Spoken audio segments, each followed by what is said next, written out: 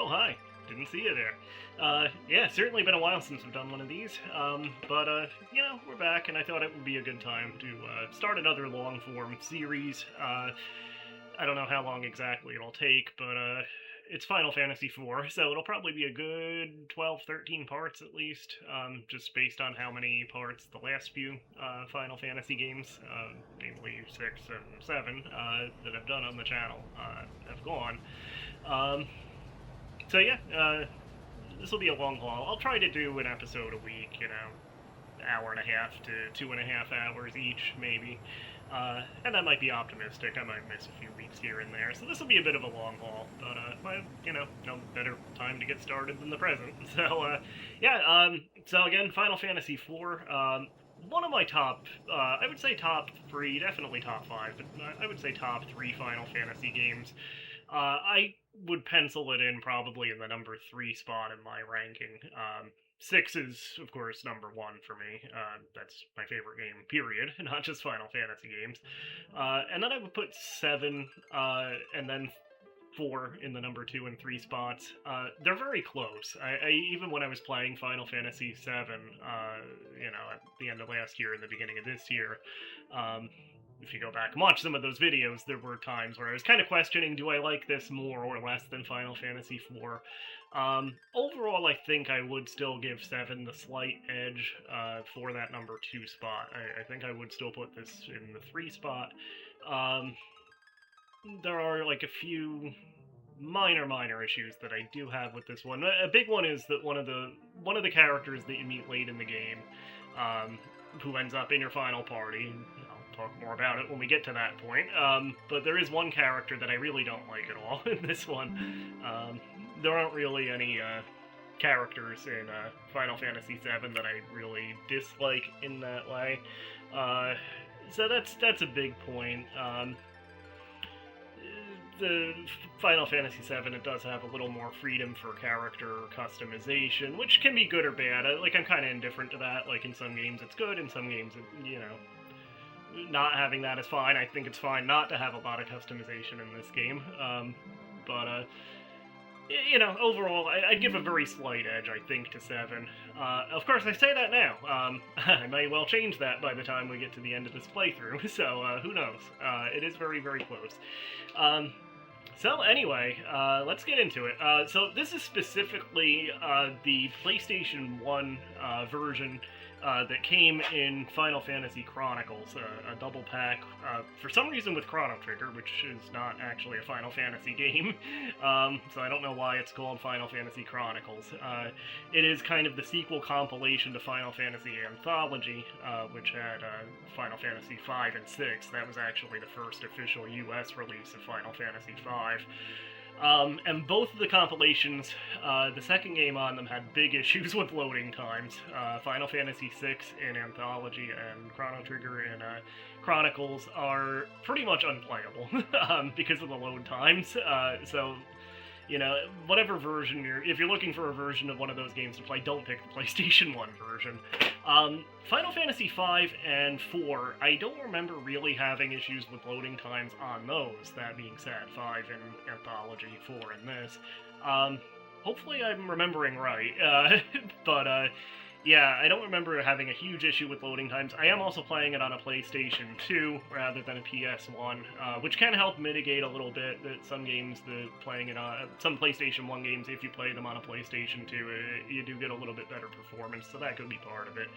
But I'm playing this version because this is a little bit more of a complete version as compared to the original Super Nintendo release.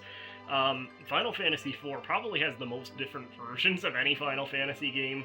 It's been reissued a ton of times, but there are a lot of kind of different versions of it. In Japan, on the Super Famicom, there were 2 versions already. There was Final Fantasy IV, just the base game, and then there was Final Fantasy IV Easy Type, which was kind of a simplified version of it.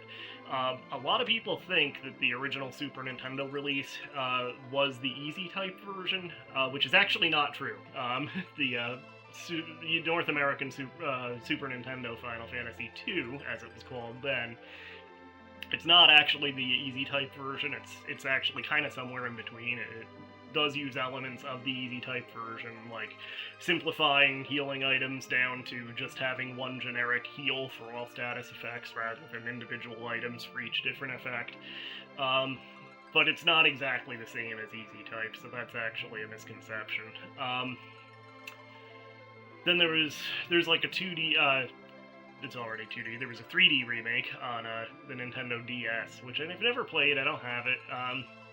It didn't really appeal to me, honestly. I didn't really like the looks of it from the footage I've seen of the DS, the 3D remake version.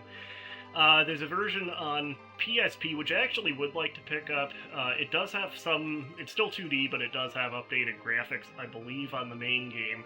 Big draw for that one is that it does include Interlude, I think it was called, and the After Years, which are the sequel and the kind of in-between, like, intro chapter to the sequel that this game got years and years later, which I've heard mixed opinions on. A lot of people say it's actually not very good, and certainly I don't think that this story really needed a sequel, but I also, by the same token, it's not a high priority, but I wouldn't mind checking it out sometime either. So at some point I may try to pick up that PSP version. And then, of course, there's the Pixel Remaster, which is the most recent version of it I've played personally a few years ago. But anyway, let's get into it. New game. Let's go.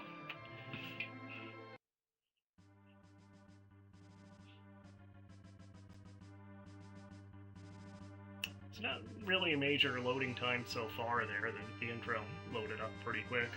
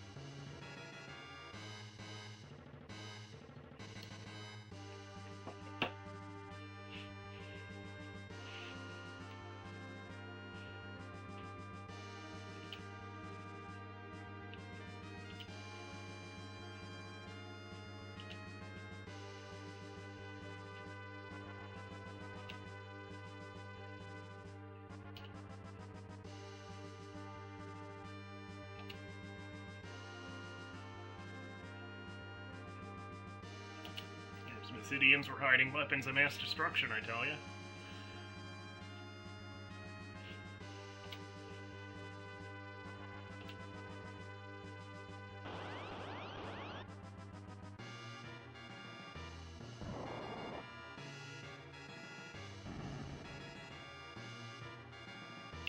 Yeah, I think in both the Japanese Easy Type and the North American Super Nintendo version, I think the items that Cecil uses were actually not... he still uses them in the cutscene, but you can't actually get them in the actual game, whereas you can, I believe, in the original Japanese, the regular version, and I think in this version too. They also cleaned up the translation on the PS1 version a little bit and added, a little bit more mature content here, like Cecil saying, "Damn it." I took Lily to the local cinematorium where our passions were inflamed by Cecil's reckless use of the word damn.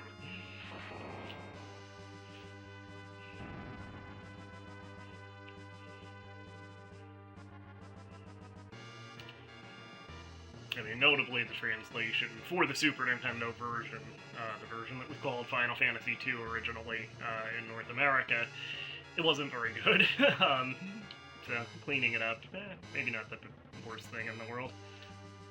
I don't know who did that translation for Super Nintendo. I'm pretty sure it was not Ted Woolsey. I believe the first game he worked on for Square as a translator, I think, was Mystic Quest, if I remember right.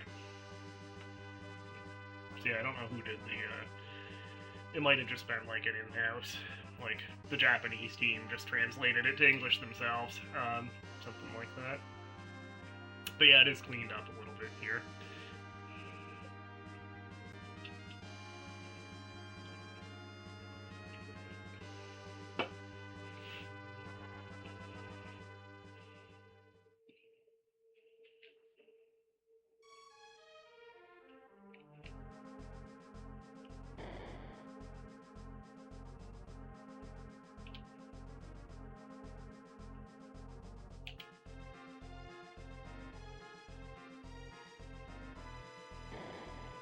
So once I get full control, I do just want to change the controls.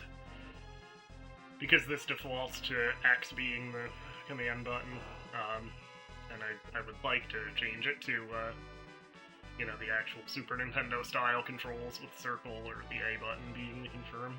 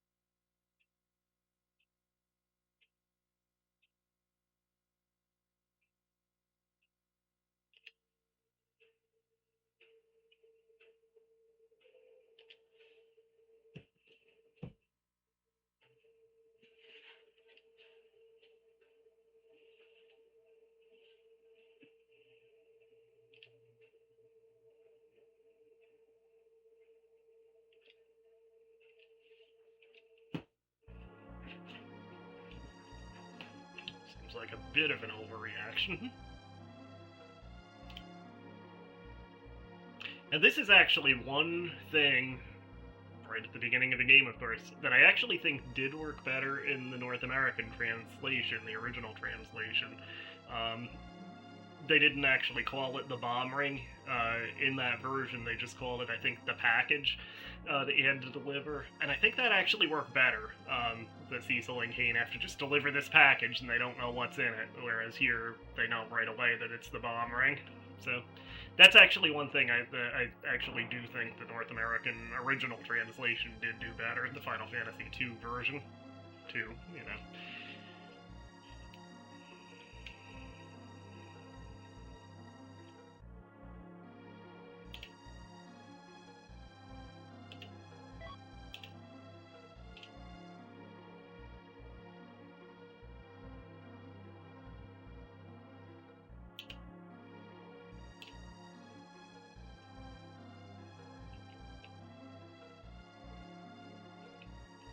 Now I have full control, so, real quick, and again, force a habit just from, you know, playing, and Final Fantasy VII actually had the Super Nintendo control scheme. So,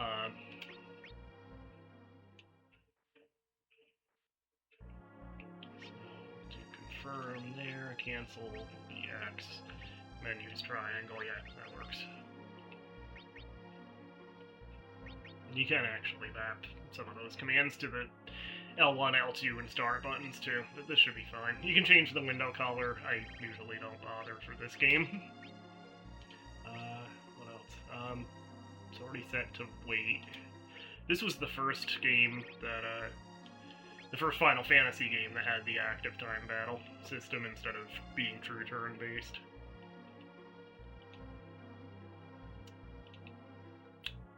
So yeah, the next, basically, there were only 4 true turn-based Final Fantasy games. The 3 the 3 regular Nintendo ones, or Famicom ones for 2 and 3, and then Final Fantasy X, technically, is true turn-based. The ones in between were all active time battle, where like when you're in menus, unless you select wait, the enemies will kind of continue to attack. The attack speed and order and such depends on the speed stat rather than just being a hard order with active time. You can make it a little closer to being true turn-based by turning on wait mode, which I usually do, just so, you know, you're not getting hammered while you're in the menus.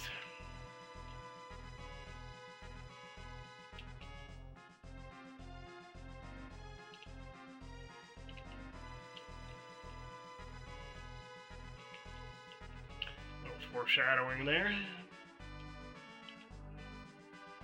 This version still used Cure 1, Cure 2, Cure 3 instead of Cure and Cure Aga.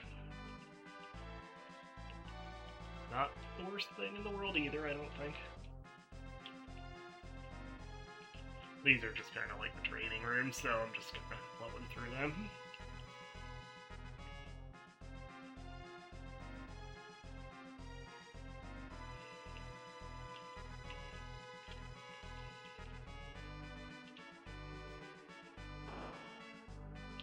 For now. So yeah, there's not really any lag on this version going into the menus and such, which is one of the things that pretty much effectively crippled the versions of Chrono Trigger and Final Fantasy VI that came with the Anthology and Chronicles packages. This is pretty much fine, I think. And I don't remember having an issue with Final Fantasy V either. There's our lady, Rosa.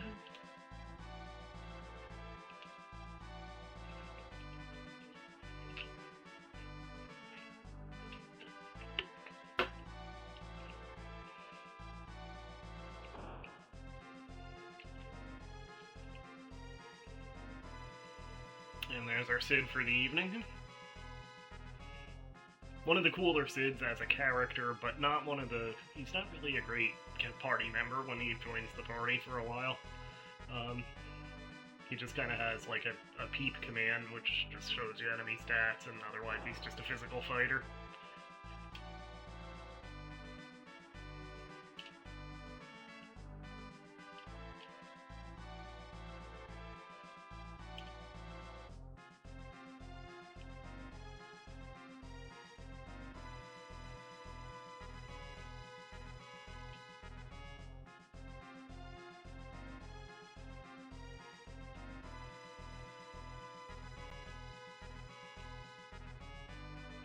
I mean, to be totally fair, what did you think the king was going to use them for, Cid? You know, even if this was, you know, still the good king. You built them for the kingdom's Air Force.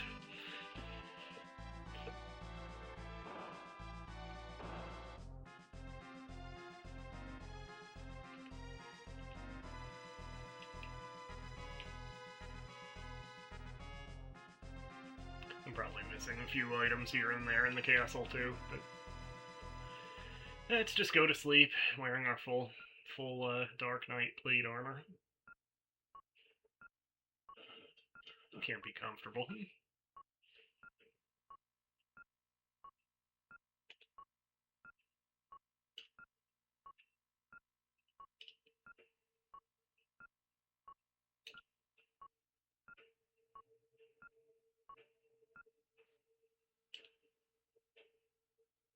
Oh.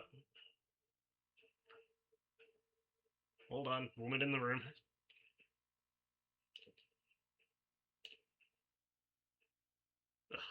Hey, baby.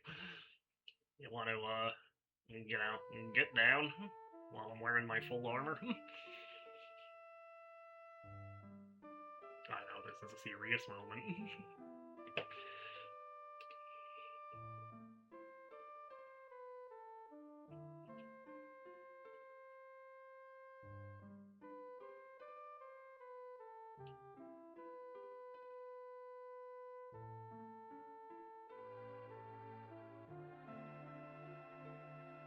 At least take the helmet off something.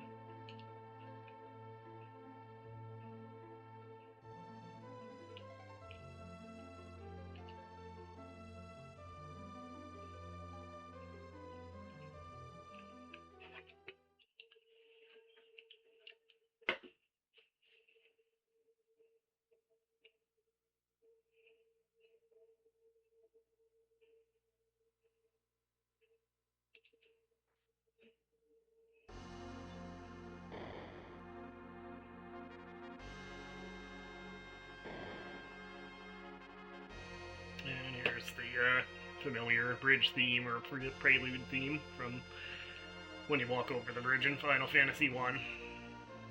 This piece of music has been in every, well, I mean, at least through 10, but it's been somewhere in every Final Fantasy game. I assume it's still in the new ones. I know Uematsu doesn't do the full soundtracks anymore, but I think they still use this and the Crystal theme. A lot of the later games actually had this, like, kind of quoted in the ending music, but it's at least somewhere in every Final Fantasy game. Through 10, I know for sure. But I think it's in the later ones too.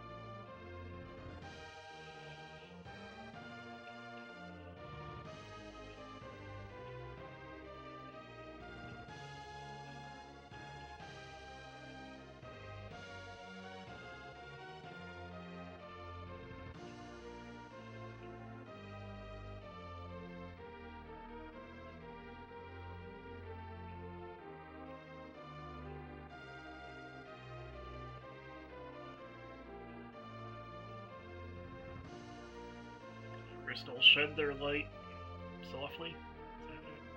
Silently, okay.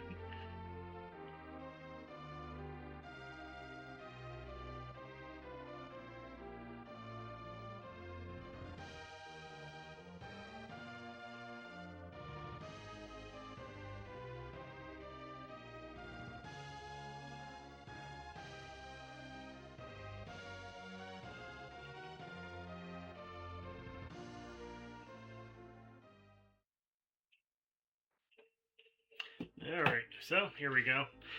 So one great thing about this game, it's actually very well balanced, I think. I've never, in any playthrough, in any version that I've played, I've never really run into any spots where you really have to grind for levels.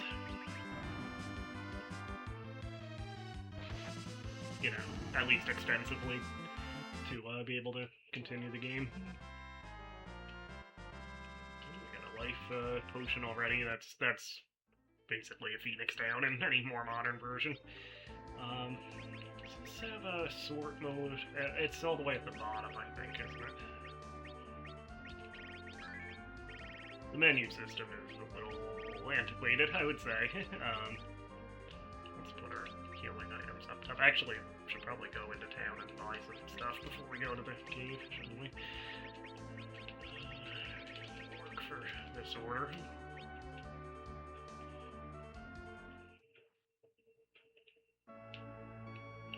What does Kane have for his starting equipment?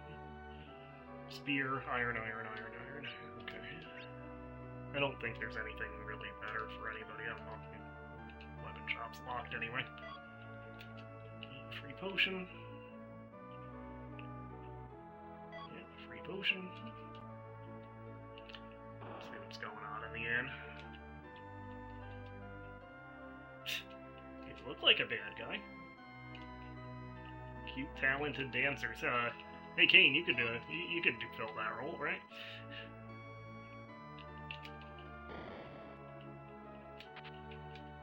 Yeah, so this version does have the individual items for each status effect. Although it still has some antiquated names like the Life, just Life instead of Phoenix Down, and I think Eagle Eye is like Dwarven Red in, you know, later versions. That shows you the map, which it's still in the Pixar Master, but the Pixar Master already has the map built in, so it's like a completely redundant item in that version. There.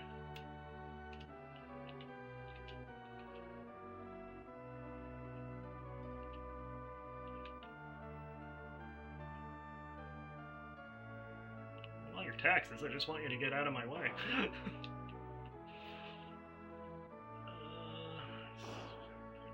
Here, if anything. Oh, it's Rosa's house.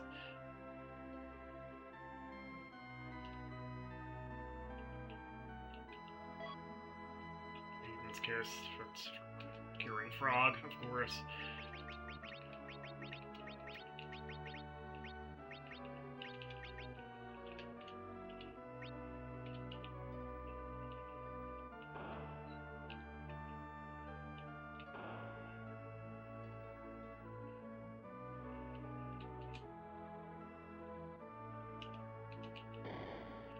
Yeah, I know this isn't going to do anything, but eventually you can use this to go to Mysidian.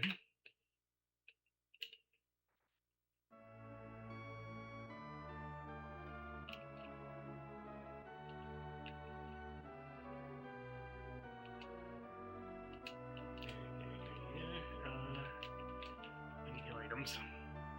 And you can change your character's name. There's naming ways hidden all over the game. Not really hidden for the most part, they're usually in inns. Nah. You've chosen wisely.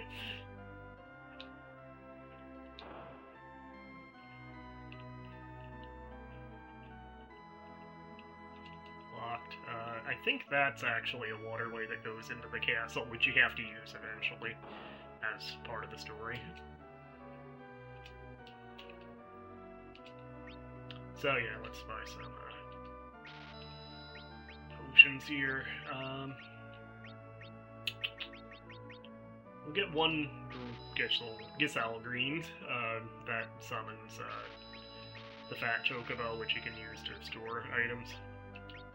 So we'll just get one of that for now. We probably won't need it for a while. Oh yeah, and if you buy items individually, they don't stack automatically, so you have to go all the way down to the sword thing, which is kind of annoying. Again, the item inventory in this it's a little clunky and antiquated.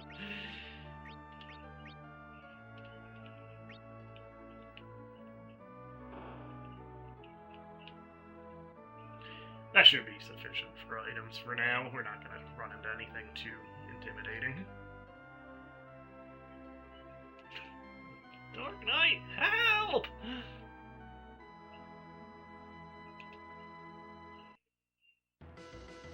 Oh, hey.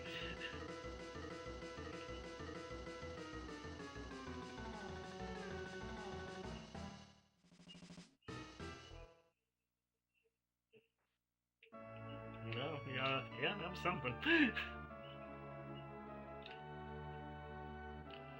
I feel like there's a hidden chest in the water down here somewhere. Oh yeah, there we go. Is that the only one? I think so. Oh no, there's a 10.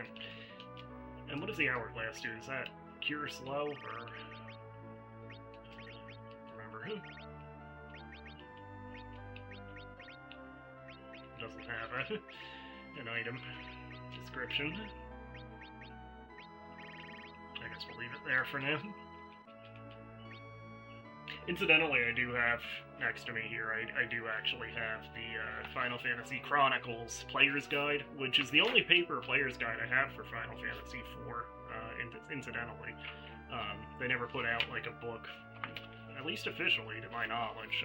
Certainly there wasn't a, Nintendo Power official Nintendo Player's Guide like they did for Final Fantasy VI and Chrono Trigger and Mario RPG, and I have all of those.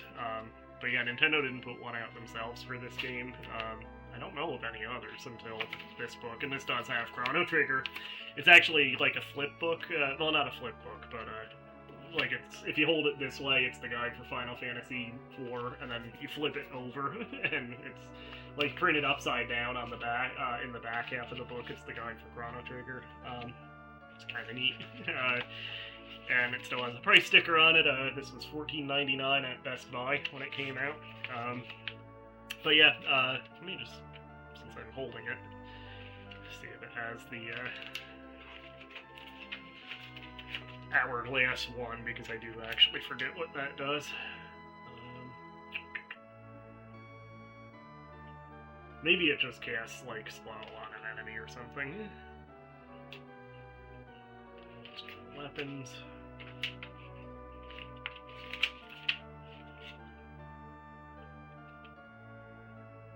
Hourglass 1 stops time for enemies, immobilizing them. And then there's Hourglass 2 and 3, which are the stronger versions of it. Okay, yeah, that's kind of what I thought it would either heal, like, slow, or they don't usually have an item for that, so yeah, casting slow makes more sense.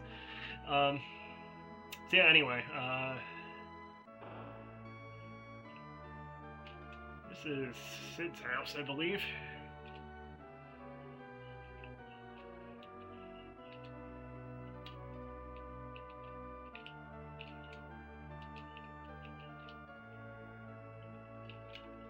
Oh yeah, there's Sid. Hey, buddy. Alright, I guess he doesn't want to wake up. And I don't think he can get into that field back there. Looks like there should be hidden chests in the grass there, but I don't think there are. I don't think you can get into that area. Alright, so we'll head to the Mist Cave. Let's actually drop a save first, just to establish our save file here.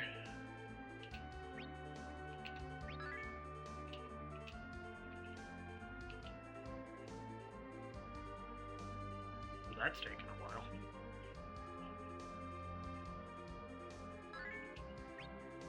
Huh. I don't know why that took so long. Okay, let's head to the Mist Cave.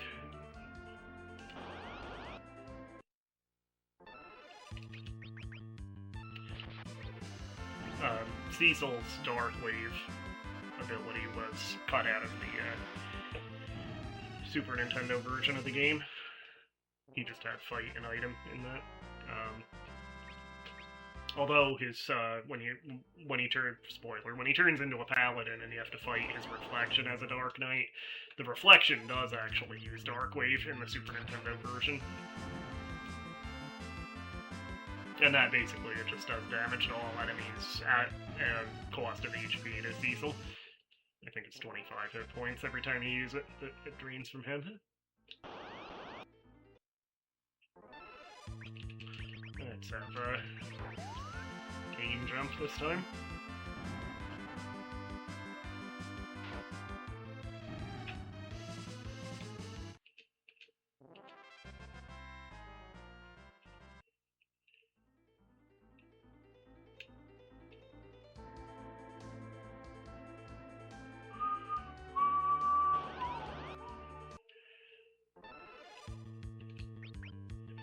Hit everything with a dark wave here.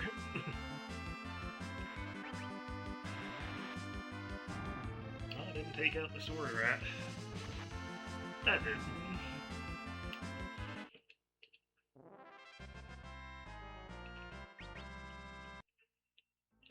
Okay.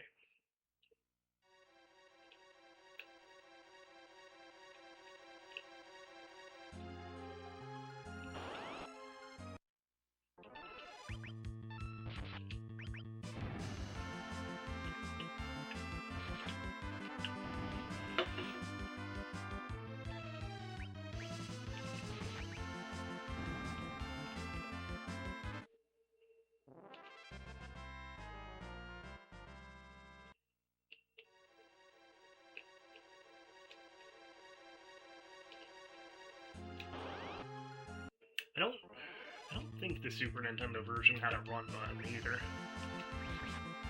Could be wrong on that, but I don't think it did. I know 6 didn't. I don't think 5 did either on Super Nintendo, which I have a repro cartridge of the, like a fan-translated repo cart of Final Fantasy V on Super Nintendo. I don't think that originally had a run button either.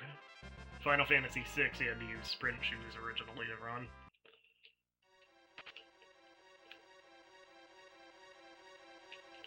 Chest up there.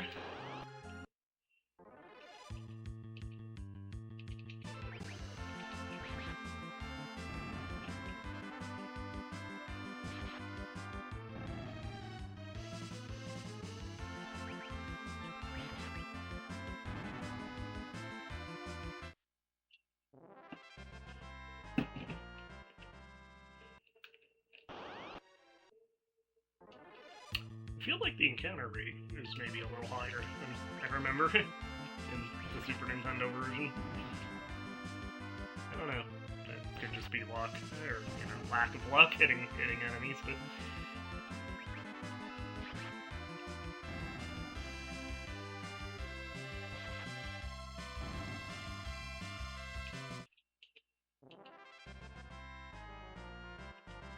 Ooh, high potion.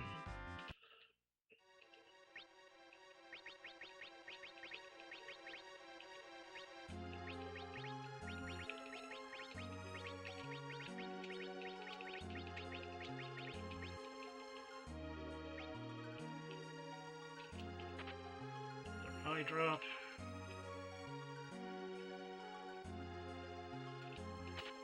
Over 10. It's always good to have those.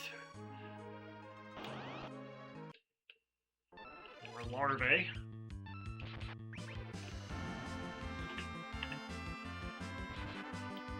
So are these the larvae of the sandlots then? Makes sense, right?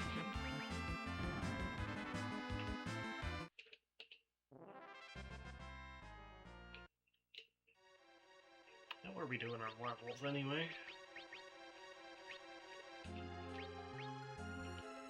Next 135, next 896.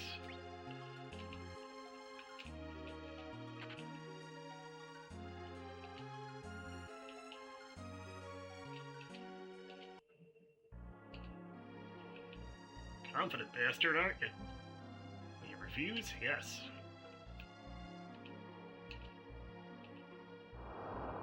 So this is the first boss fight, and it's, I believe, the first instance of what basically was the first boss fight in the next several Final Fantasy games. Occasionally, the dragon, disperses, and if you attack him while he's in mist form, you get a powerful counterattack. So you don't want to do that, obviously.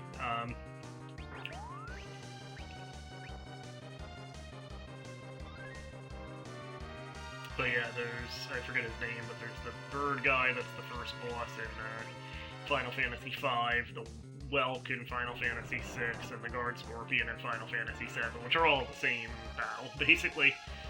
The only slight variation, I guess, is in 6, the Welk has actually 2 targets, the head and the shell are separate targets, but otherwise it's still the same battle, attack when it's in, normal stance, basically.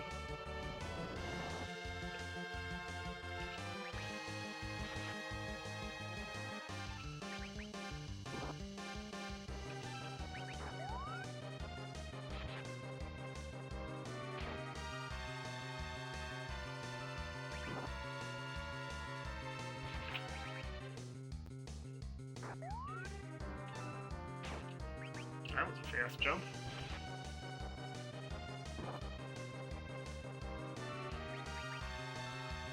Oh, shit.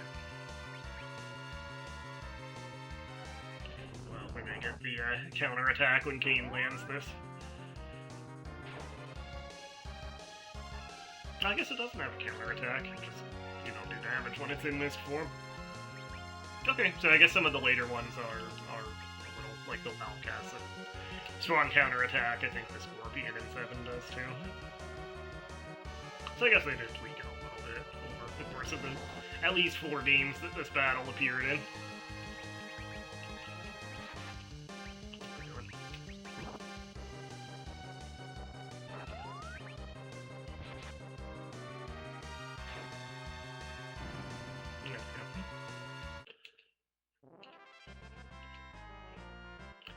So yeah, not a difficult first boss.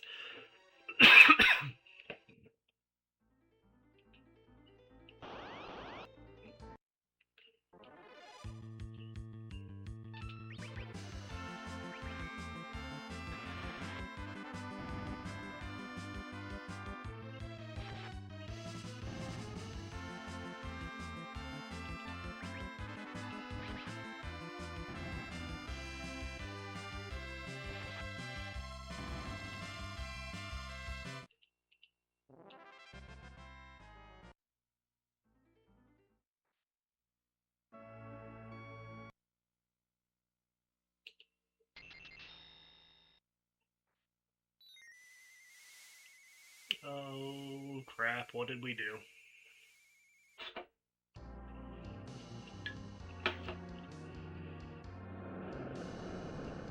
See, again, I think just calling it the package in the original North American translation, I do actually like that better, because that, you know, the chaos here then is a surprise to both Kane and Cecil. Which they're kind of playing it up like it's a surprise here, but the damn thing was called the Bomb Ring, so, you know, what did they expect to happen?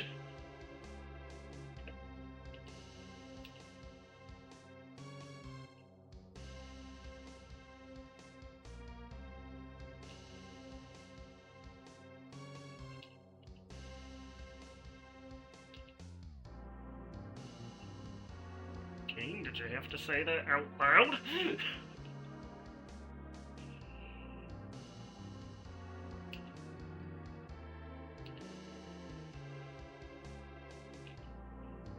What the hell, Kane?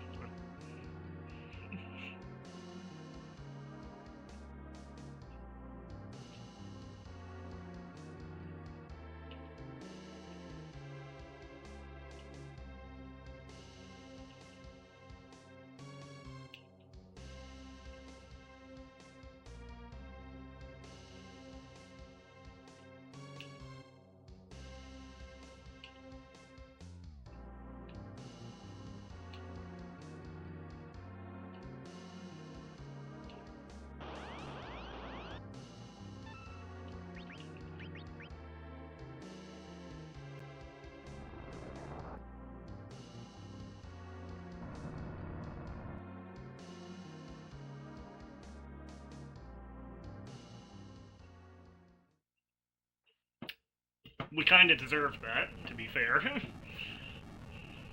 Are we the baddies?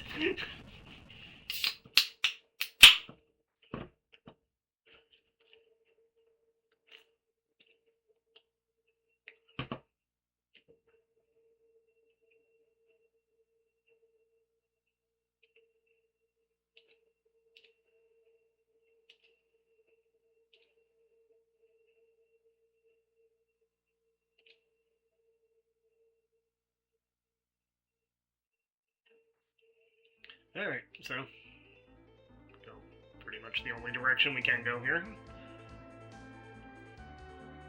There's, what's the desert town called? Kaipo, I think. There's an in there, so let's just use Dark Wave to wipe these out in one go.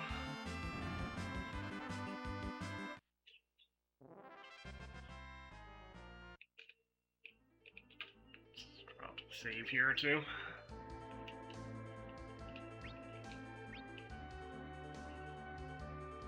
Actually, the memo function, that might actually save faster, so it might be worth using that. Until we're done playing for the time. Because, yeah, for some reason, the one thing that does seem slow is saving.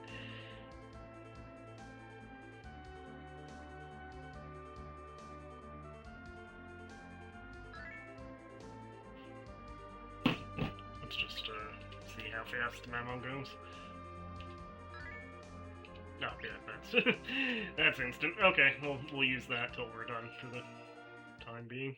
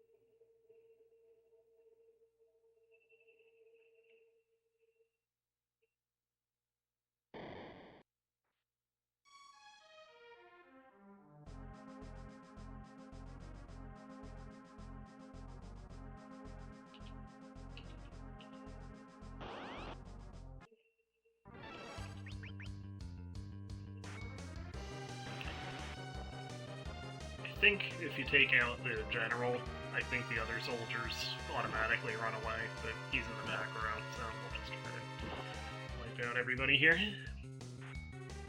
The general might run away when the soldiers are gone, too.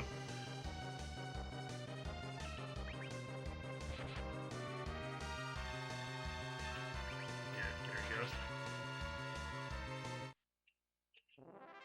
You probably want to kill the general first if you want maximum experience, but whatever.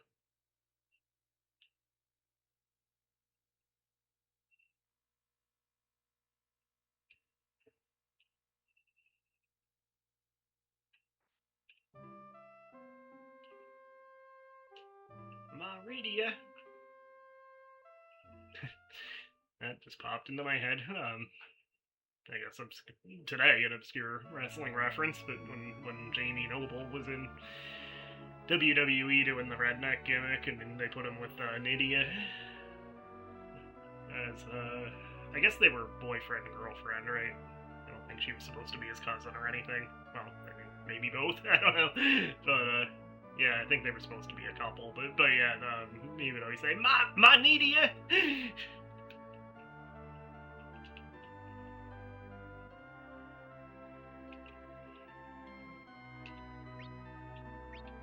So, buy a couple things here.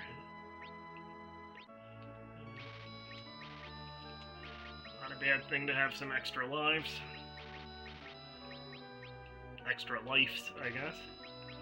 I don't think we're gonna run into anything that can petrify too soon, so we can skip those. And we want to put Rydia in the back row here. So this game, it doesn't have,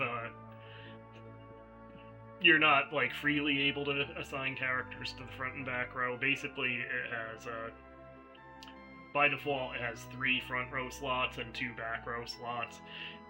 If you pick row, it does switch them, so you'll have 2 in the front and then 3 in the back, which is useful later in the game for certain party lineups.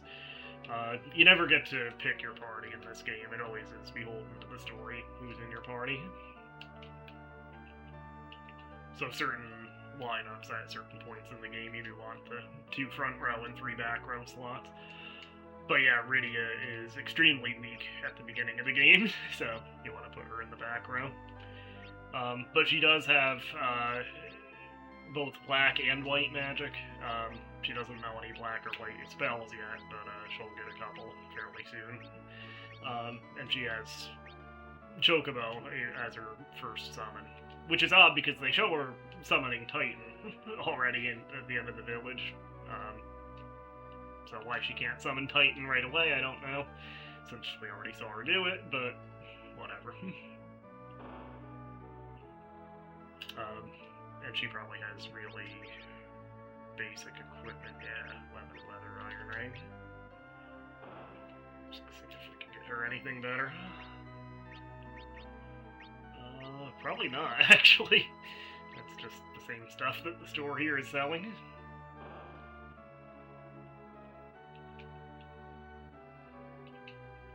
Damsian Desert Oasis. Big monster with 8 arms in the water cabin. So there's about a 0% chance we're not going to have to fight that at some point, right?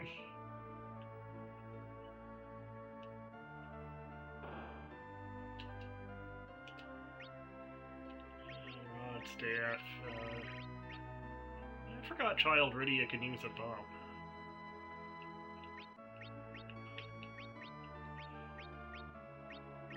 I don't think it's worth giving her a bow at this point. But she can. I don't believe, spoiler, eventually you get an adult form of Rydia. I don't think she can use a bow at that point, because that kind of becomes Rosa's specialty weapon. He sounds like a sissy.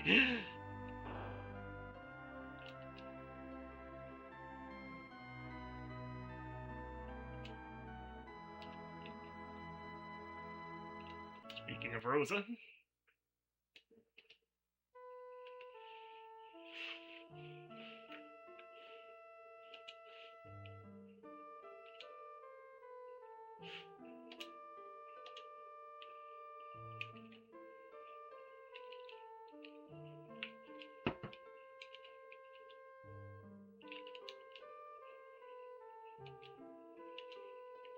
Yeah, I guess we're gonna have to do that, right? Get the sand ruby.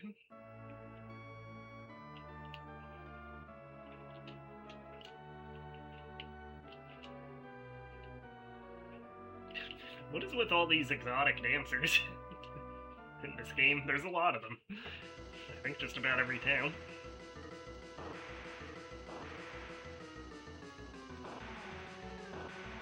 And they all dance to the saber dance.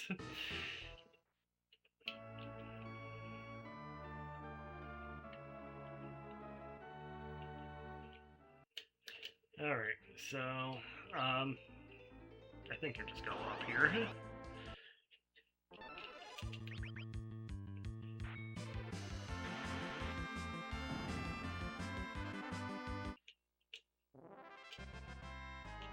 Yeah, really good. The good thing is she starts at level 1, but she does level up pretty quick in the beginning. She never becomes very strong as a child, but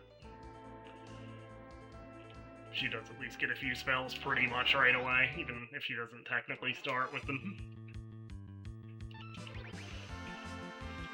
So yeah, she has Ice 1 and Cure 1. Cure 1 will be especially useful.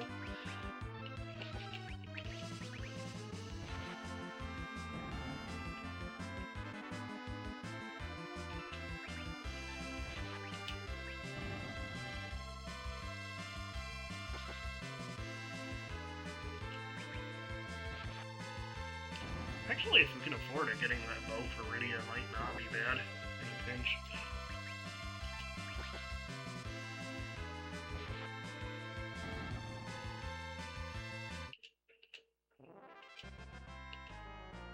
Yeah, we should be able to afford it. Let's go back to whatever the town's called, Kaipo, and let's get that bow and at least a few arrows.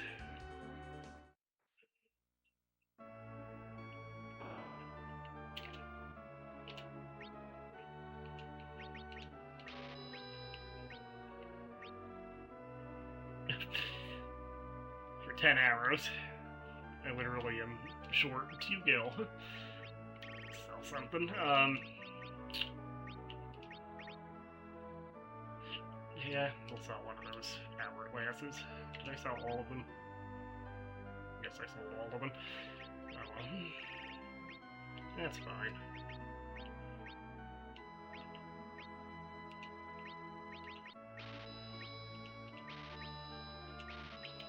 Get some extra arrows that way.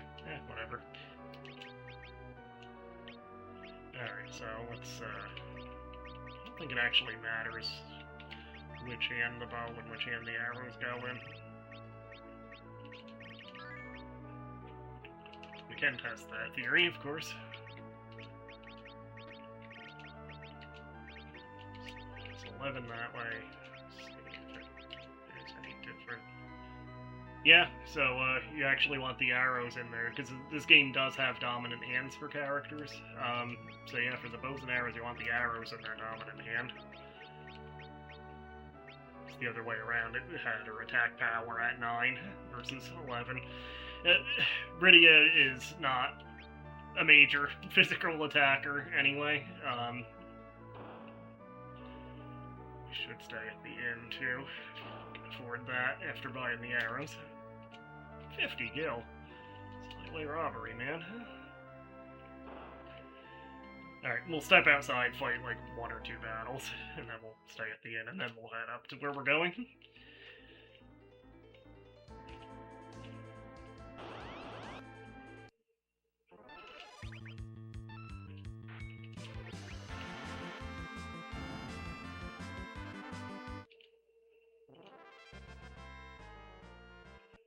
Yeah, a few battles, I guess, because those imps don't give you much money.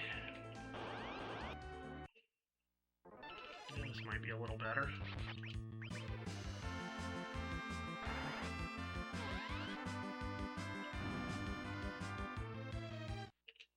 Oh, still only 22 gil. I think those sand tags gave more money. Where are they?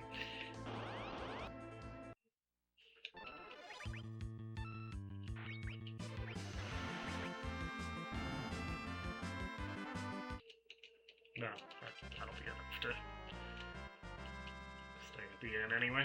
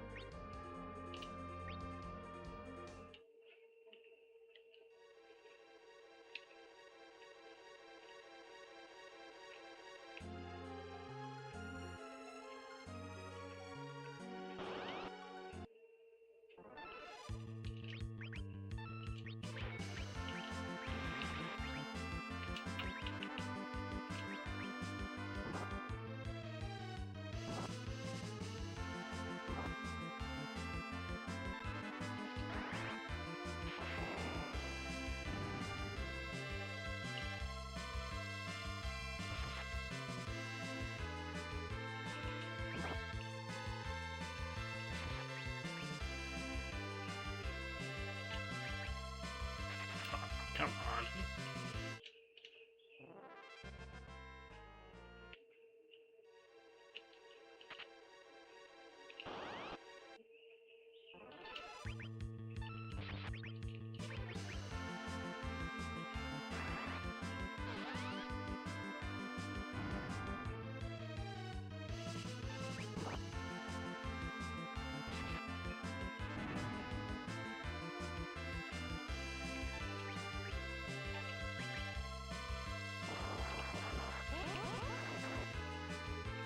Oh, perfect.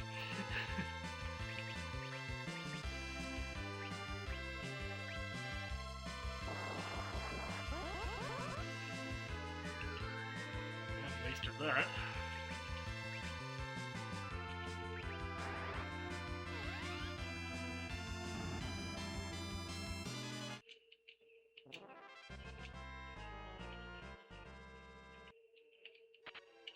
Yeah, got another one. Do over, I guess.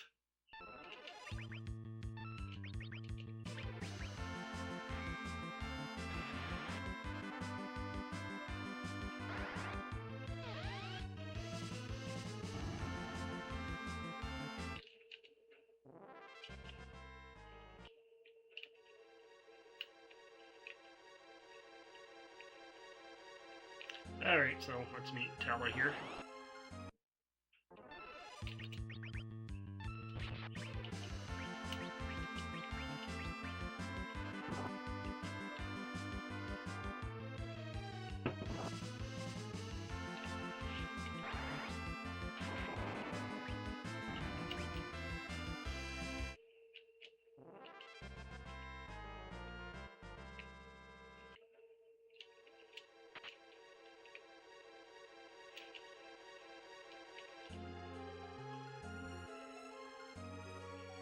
He's deceived by a wicked bard!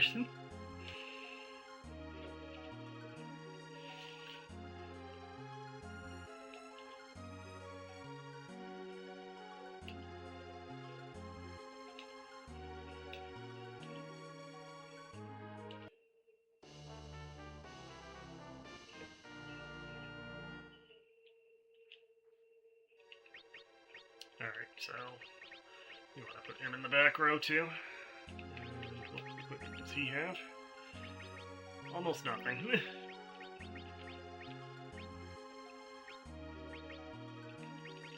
So Tella has also has white and black magic. Eventually he does remember like all of the spells in both colors. Problem is he never gets his maximum MP never goes up, so he's always stuck at 90 MP.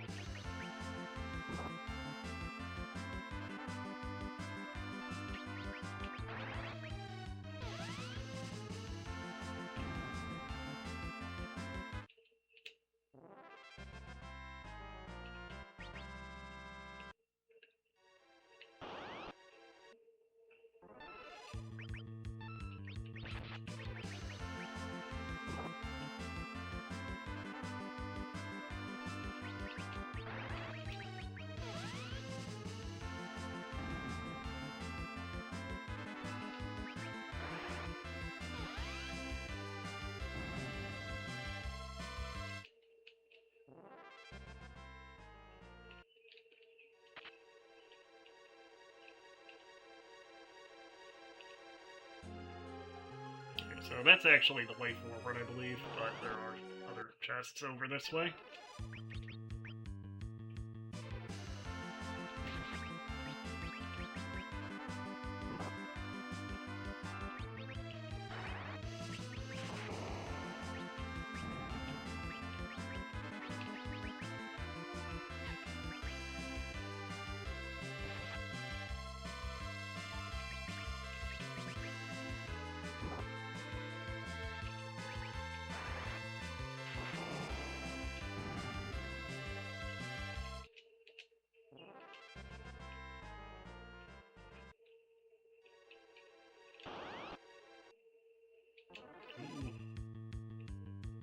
Ah, zombies! So Cecil's Dark Swords do not actually do, like, they do, like, 1 damage to the zombies. So it's not really worth having Cecil attack them. And Rydia, which is actually a story point, she does not learn fire magic. Yeah, she eventually will. Not too far into the game she does, but it is kind of a plot point that she doesn't have fire magic yet. So yeah, you just kind of have to lean on Telda to beat those zombies right now. Alright, just checking now, hidden passage there, okay. Iron Ring, we'll give that to, I think Rydia already had one.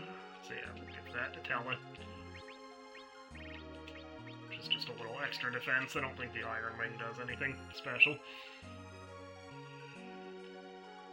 Can't go under there. Of course, it's a video game, so it's gonna be something hidden under the waterfall. Some pretty damn good stuff, too.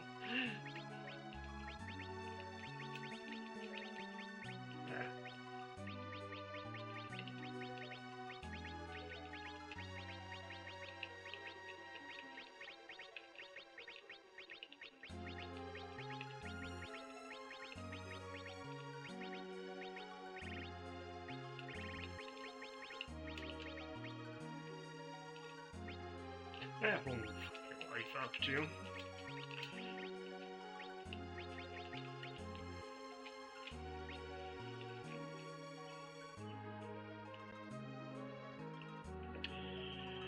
And nothing here.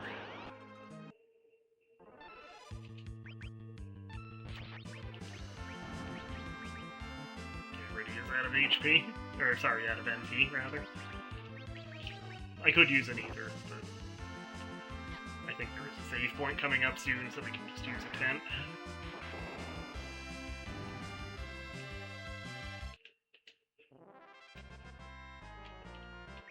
The mallet, that I believe cures Minnie, if I remember right.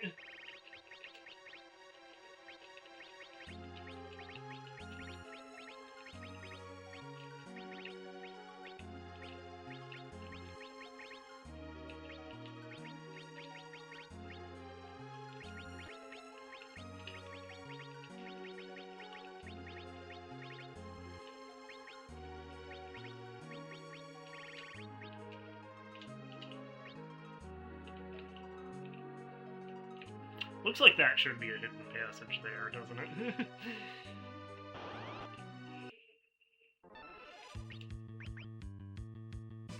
Again, I'm pretty sure there's a save point pretty soon, so some dark wave action there. I don't think Rydia's hit anything with that bow yet. I don't know if that was really worth it or not.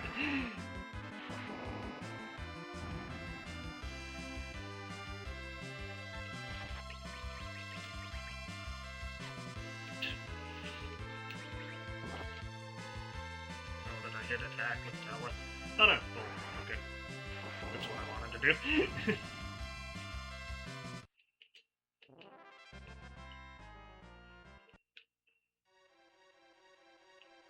Alright, so all the way back over here.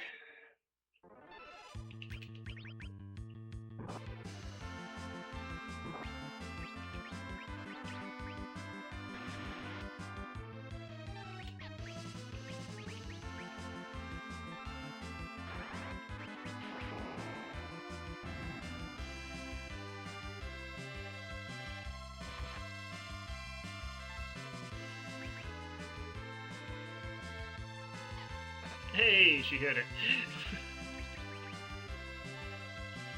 Oh, come on.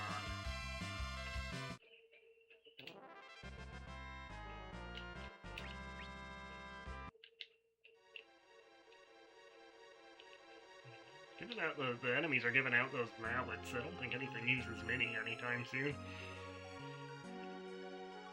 Alright, so we have to go into the water here. Nothing there. Okay. Ah! Zombies!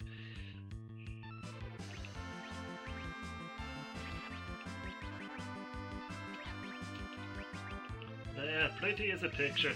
Ah! Zombies! They're pretty as a picture.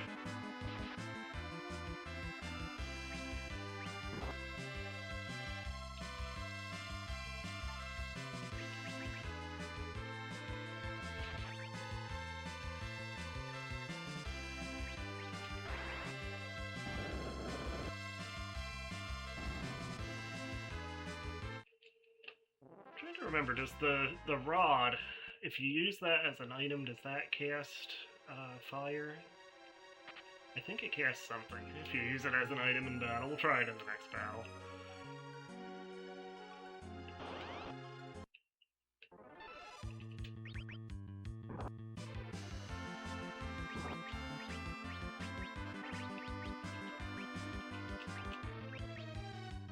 Maybe you have to have it equipped. She's not doing anything with that,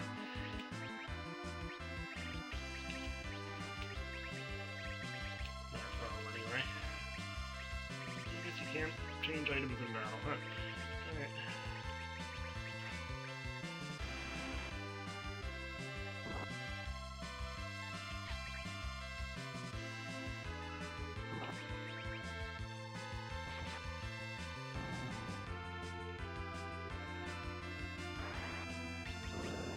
Wind. Didn't need to use that.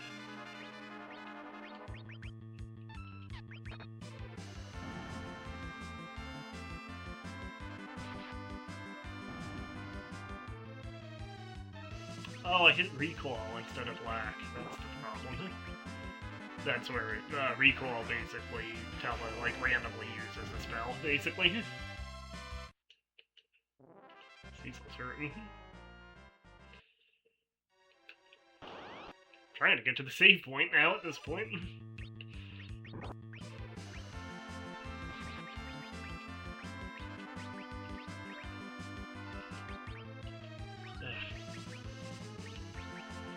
Alright, well, he's neither.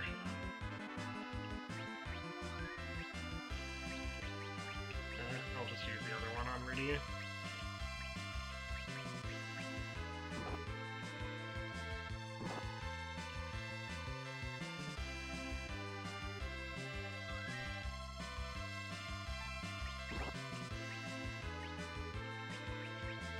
I know these are not what the zombies are weak to, but... Did I hit recoil again?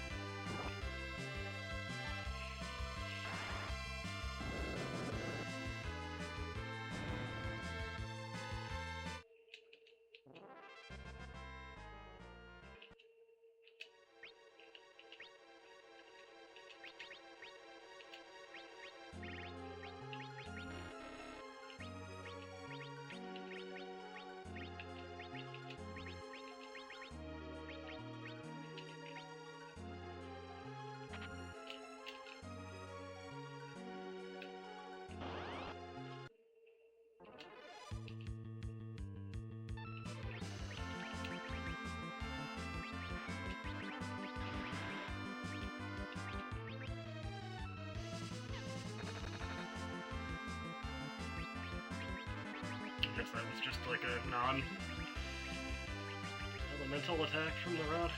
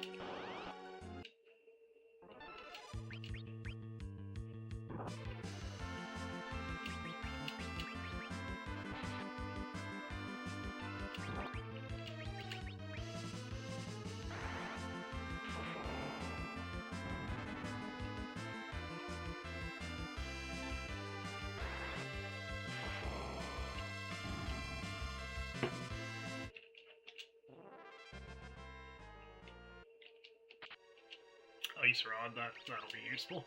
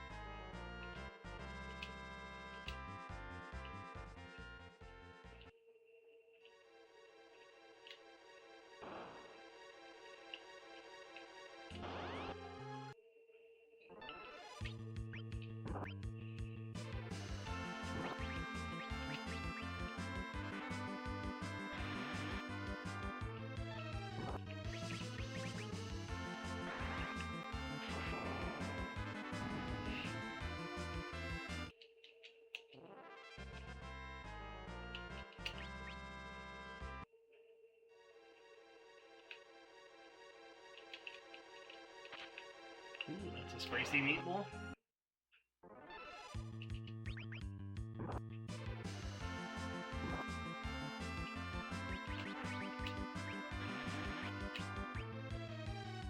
The ice rod, when you use that as an item, you get a free ice 1 spell.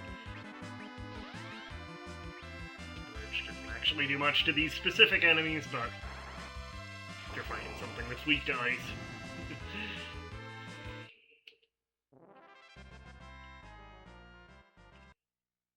Oh, man.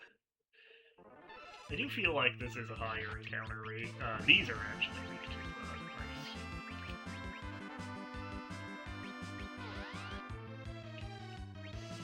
Not a lot of damage, but...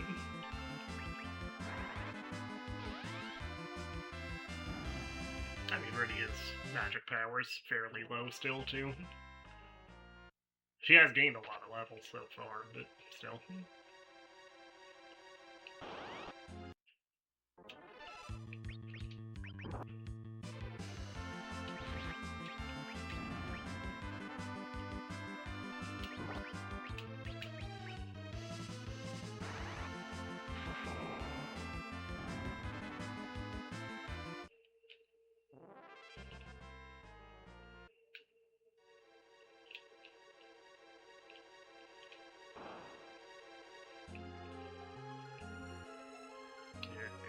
First hidden passage.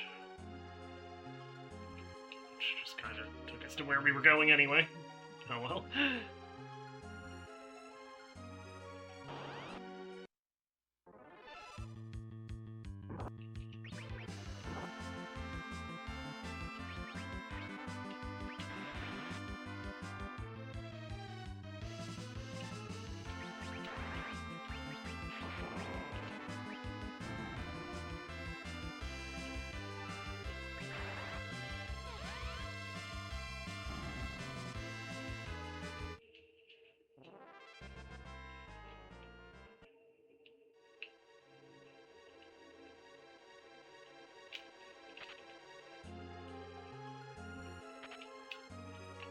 Notice do? What was that in the original game? I'm gonna have to look that up, aren't I?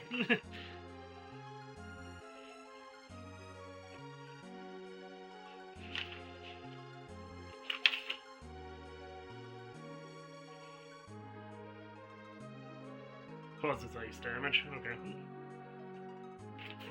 I guess it's just the ice version of the bomb.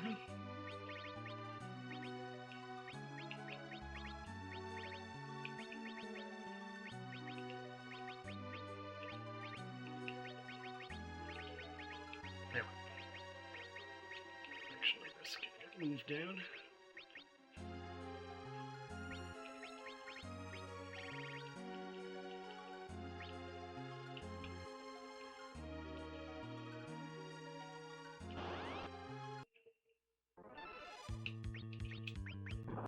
So I always forget, are the gel type enemies, are they weak to the color that they are, or to the opposite element of the color that they are?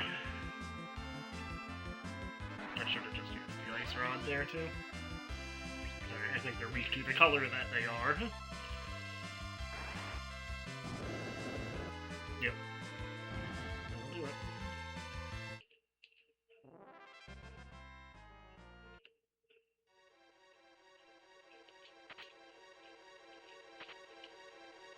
Alright, so that's a piece of the dark equipment for Cecil. The sword specifically.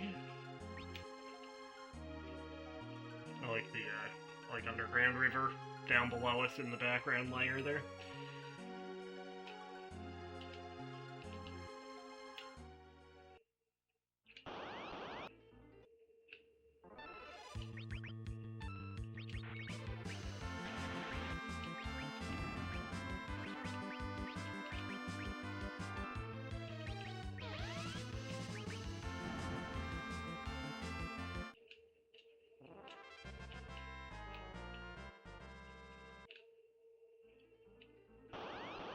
Man, I don't remember this high in encounter rate, honestly.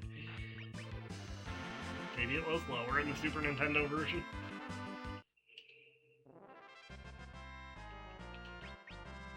Oh, that's helpful, since I was just gonna use a 10 anyway. Now we got an hourglass one here. Move that up to the, like, offensive item section. Works. Use a 10.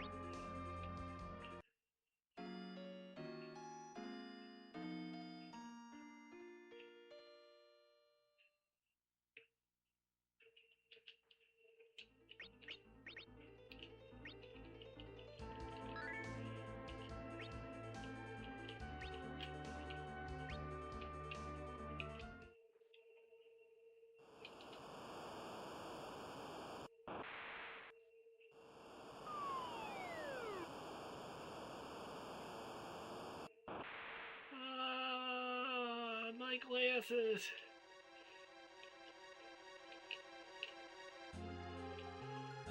Any hidden items down here?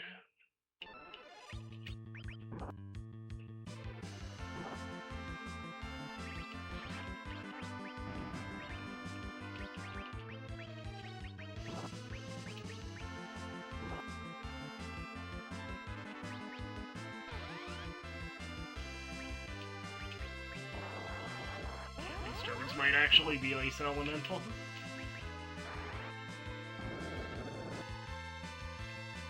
Still not do that much damage.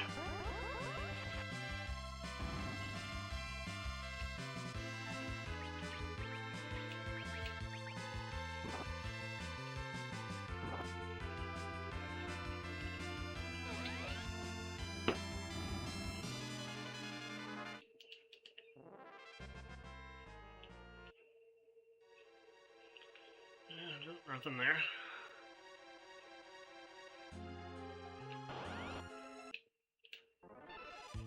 Fuck, zombies!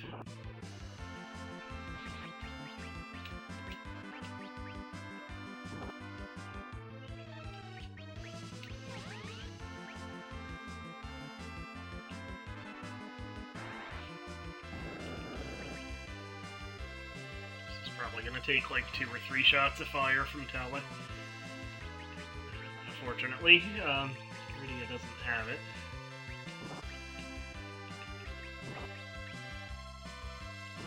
And Cecil's Dark Sword doesn't work on them.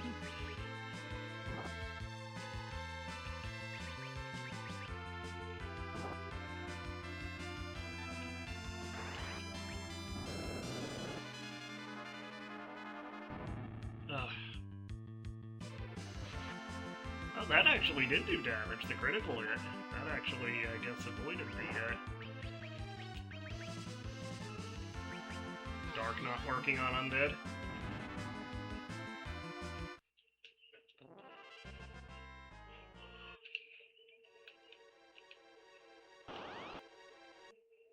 Oh, come on. You know what? I don't feel like fighting that again right now. Hades. Those are for Cecil, too. I guess those are actually the dark. I think it was just the next set of items was dark in the original Super Nintendo version. Now, the sword is still dark, but the rest becomes Hades.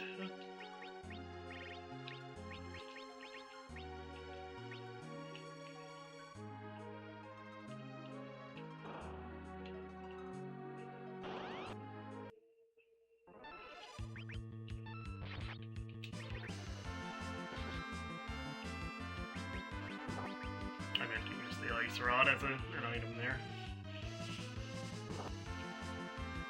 I think the menus might lag just slightly enough that I do occasionally when I'm trying to get, trying to hit commands fast. I might actually be, like, going one past them and not realizing it. Because I think that might be how Telly used recall a couple times, too.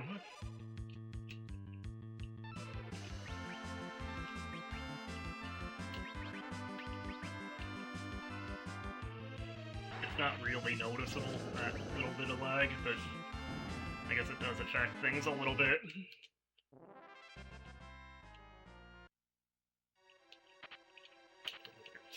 More Hades gear. That's probably the armor. I think it's that second set of dark equipment that doesn't have a shield. What's the other item? The Hermes. That, I think, is does that use haste on an ally? Raises agility. Same effect as haste. Okay. That's right. Get that up in the order here.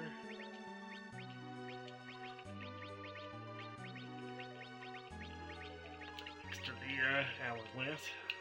Yeah.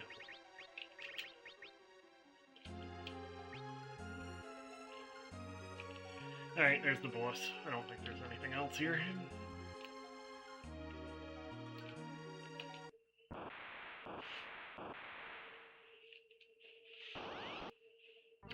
Fortunately, there are not actually pincer attacks in this game, like there are in Final Fantasy VI.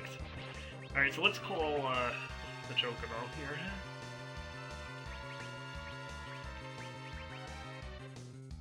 Choco kick.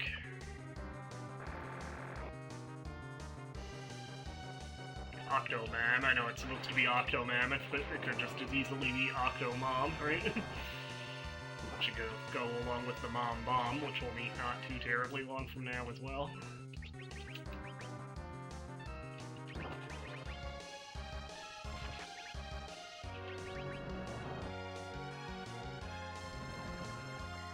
And this is actually one of the only enemies in the game, I believe, that actually has visible battle damage on its sprite. The number of tentacles goes down as it takes damage. But of course, like, visible damage never really became a thing in the classic era Final Fantasies, at least the main line. It was a thing in Mystic Quest.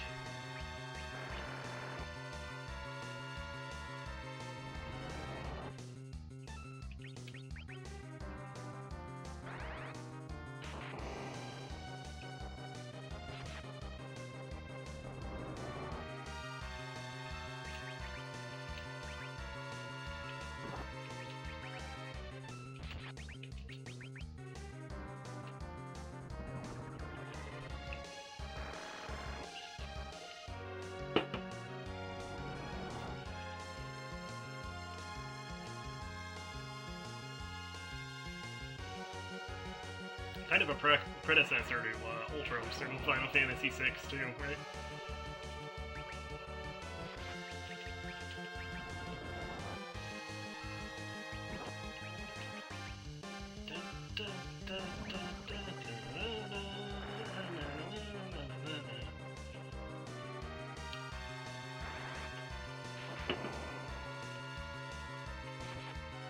And there we go. So yeah, another easy boss.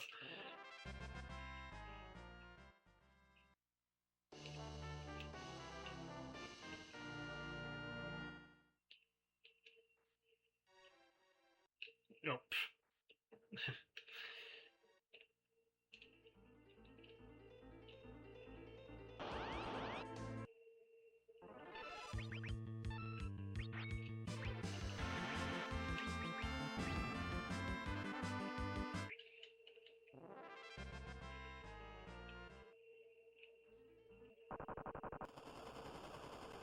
Oh, crap. Just this close, but just a little too late.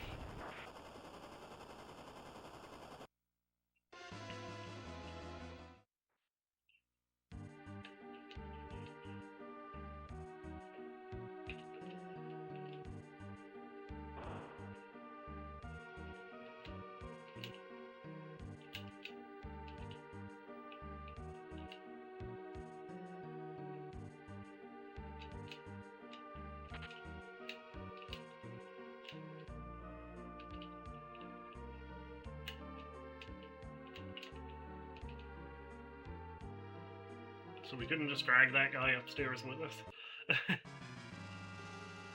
Oh, shoot. You're that bard.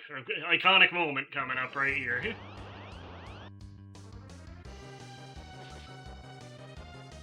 There it is. You spoony bard. Not actually incorrect. Spoony is actually applicable here. It does mean, like, silly. It's just an antiquated. Antiquated word, but not incorrect. But yeah, iconic line. Which they've always left intact, too. I'll give them credit for that. You know, like, some of the Wolseyisms that I like, and I think gave a lot of character to the Super Nintendo version of Final Fantasy VI, ended up getting changed in later versions, like Son of a Submariner and stuff like that. I hate you. But, as far as I know, every version of 4 has left Spoony Bard intact.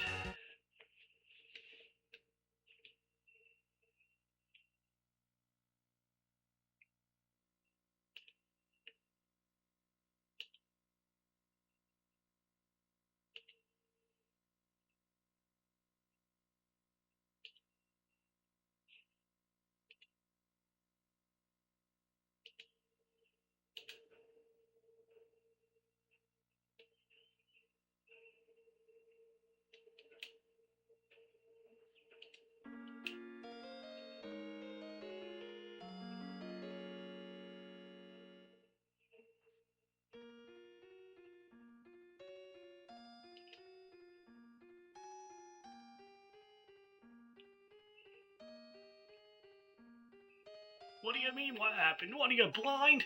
Jesus! There was 5 of them! It took 5 of them! Hey, Club, you're gonna die!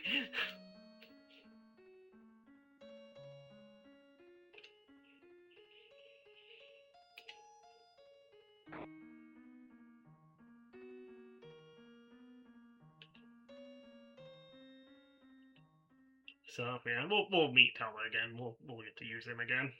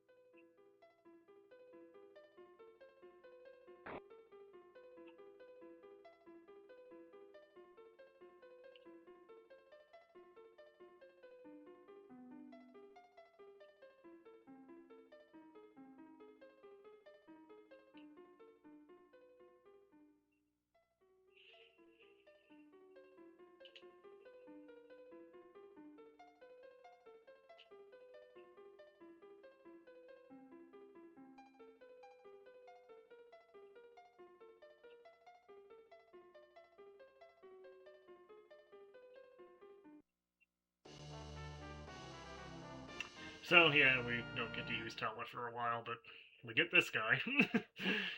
He's not particularly good in battle, but, he's a warm body, at least. I actually have heard, I've never done it, but I have heard that if you actually do, why you would do this, I don't know, but if you do take the time to level up Edward, like, really high, like, I think into, like, the 70s or 80s, apparently he does start to get really good stats later on. I wouldn't know. So, yeah, we don't actually need to go back to town yet, right? Let's see, we don't want Edward in the front row. One of his special abilities is just to hide and remove himself from the battle.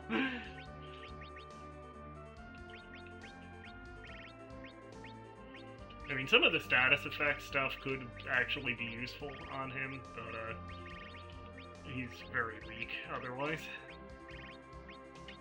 I should have taken, Tella's gear off, shouldn't I have? Try to remember to do that at other points where characters leave, so, you know, he can reuse their gear. I think, is that the cave we go to? I think it is. time were we at? 1:36. We'll do the Iron Cave and see what time it is when we're done with that. Oh yeah, this is the Iron Cave.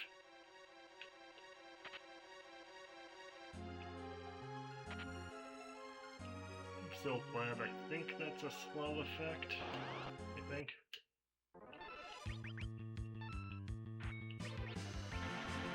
Actually, should have maybe used a tent outside.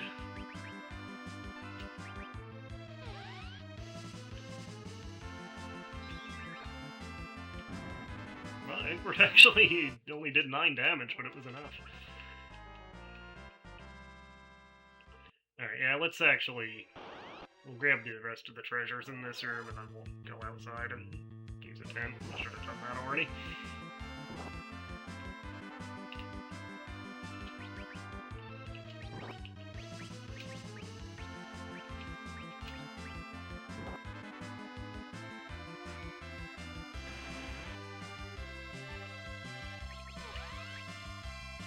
Oh, Edward does actually get a heal, it's basically like, Banon's, Prey, or Health move, from Final Fantasy VI. Oh, God.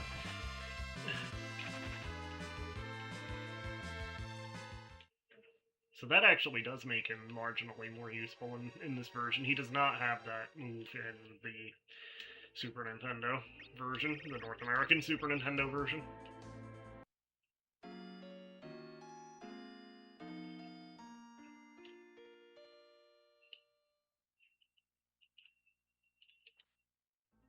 Oh, 10 stone. God damn it. Yeah, yeah, 10 stone, revived, KO'd characters in this version, or swooned characters in the Super Nintendo version of the game. So yeah, I wasted that 10. Alright, let's try that again.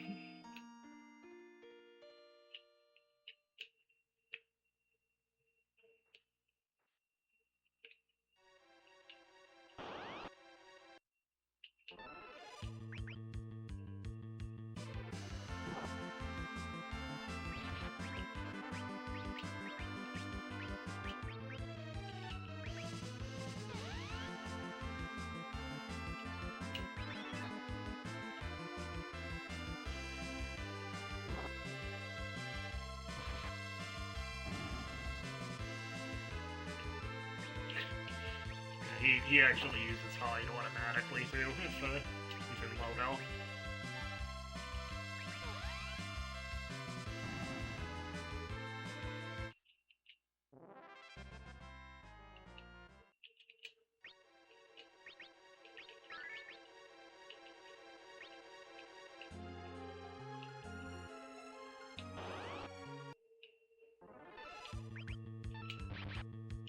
Can at least take these things. Or not.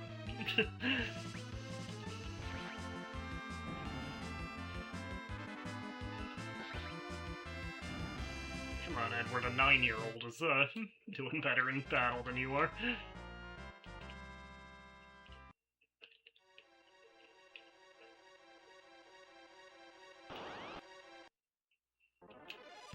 That's a sampler pack, isn't it?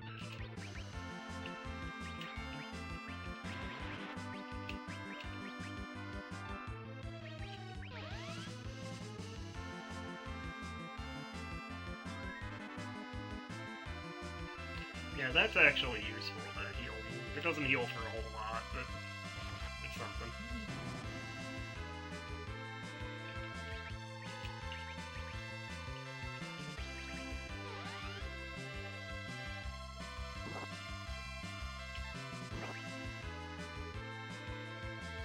Yeah, even in the back row, he's taking a lot of damage.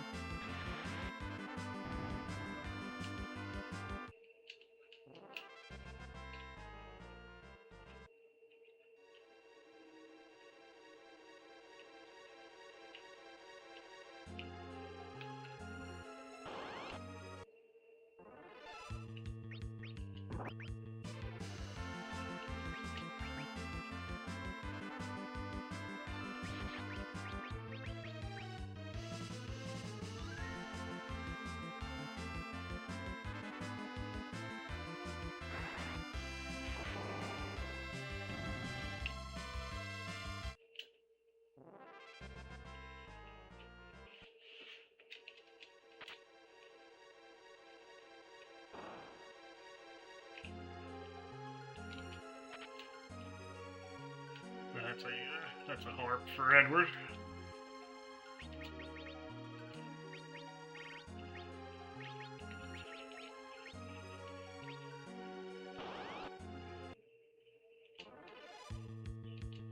I think that one has a random charm effect, if I'm not mistaken. The Dreamer has a random sleep effect, but of course that's all contingent on it actually hitting. Oh, it's confused, not charm. Okay. Stop hitting yourself.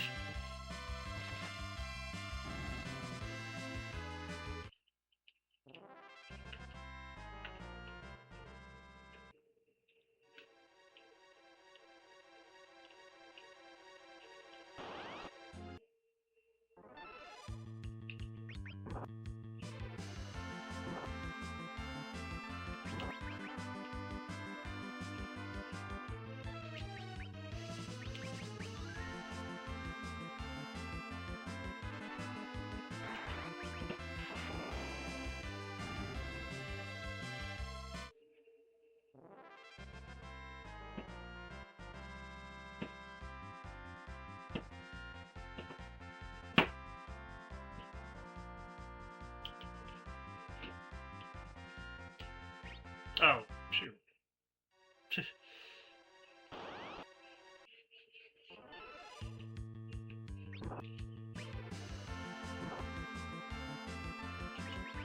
Stop hitting Edward, he's very sensitive.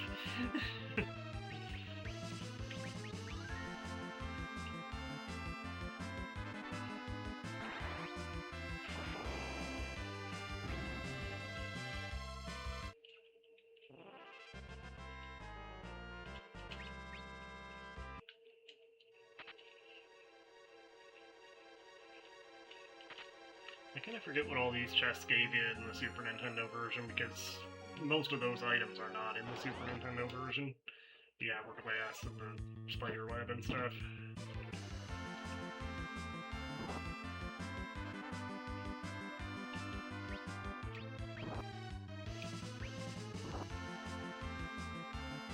And there he goes.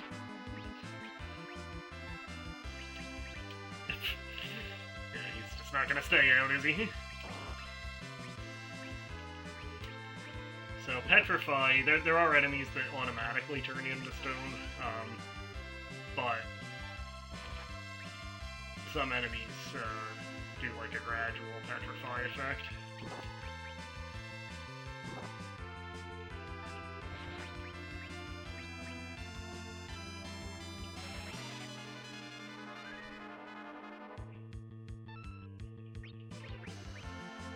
Yeah, he does not want to stay out.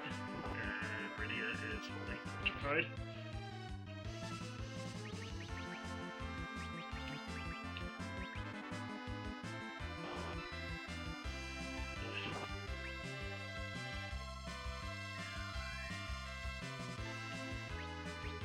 Edward, get your ass out here. Spoony guard.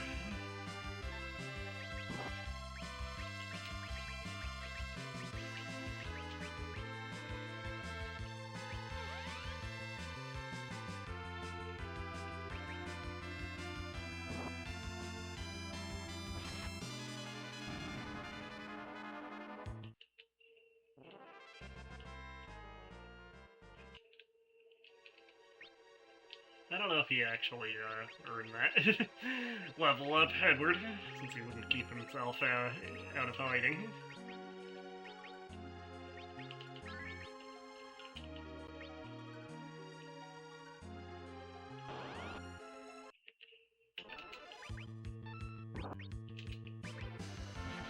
At least his HP is finally over 100.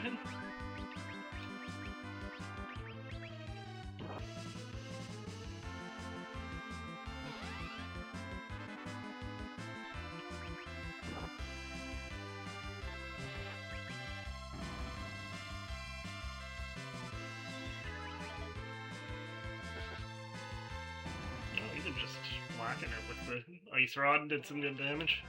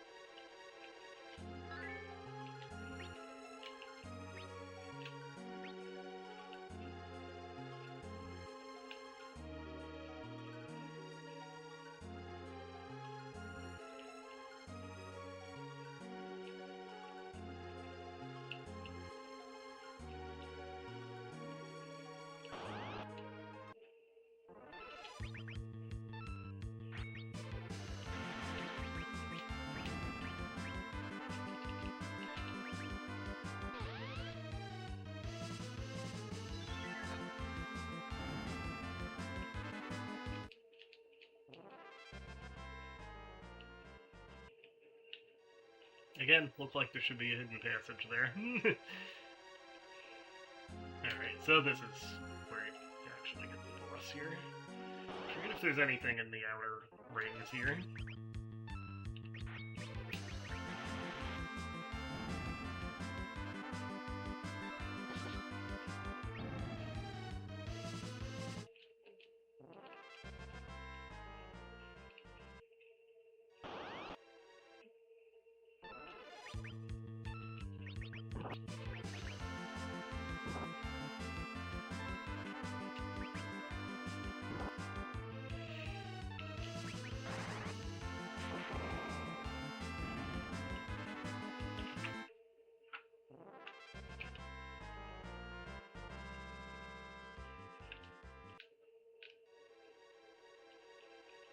I don't think there is anything in the outer rings here, other than enemies.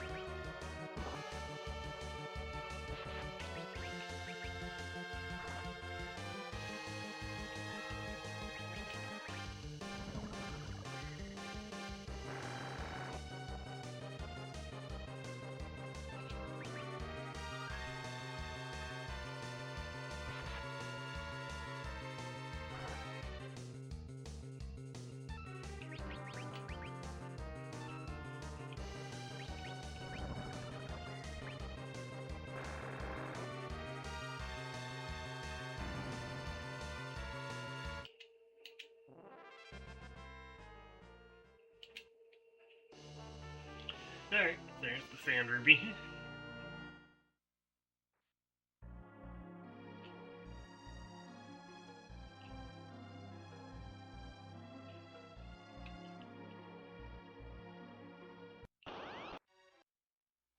Oh, Rydia actually has the exit spell now, doesn't she? That's not what I wanted to do with her. I think, again, it's very hard to tell, but there does seem to be a very slight amount of lag with the menus that I keep hitting. I just need to slow down, basically. I mean, I have it on wait, so...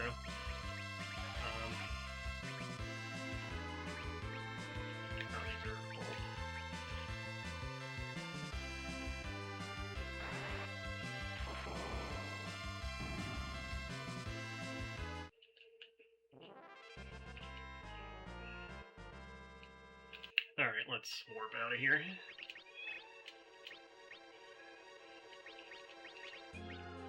Hi, Debbie. Wanna be on camera? Can come up. I'll, warp only... I don't have an exit, do I? No. Yeah, warp goes up, like, one floor. So if you keep using it, eventually it'll go outside. You might as well. Well, that's the save point. Final walk.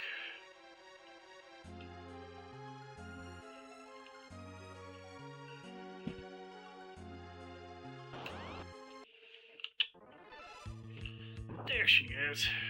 There's my Tammy. How are you? Say hi to whoever's watching. Or to me.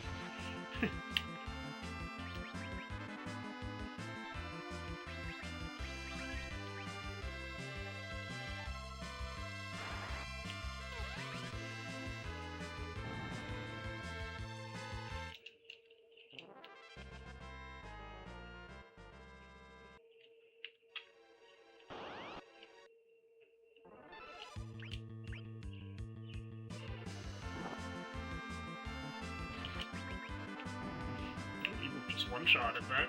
Basilisk.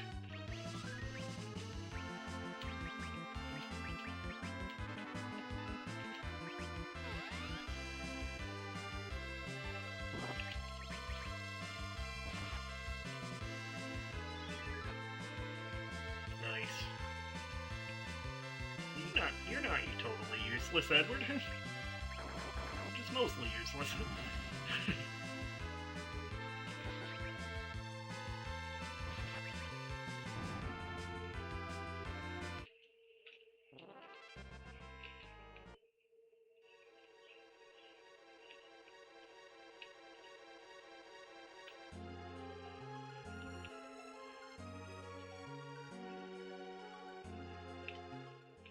There we go. Okay. So we could actually stop by the ruins of the castle here and go up to the top floor and heal for free without using a tent.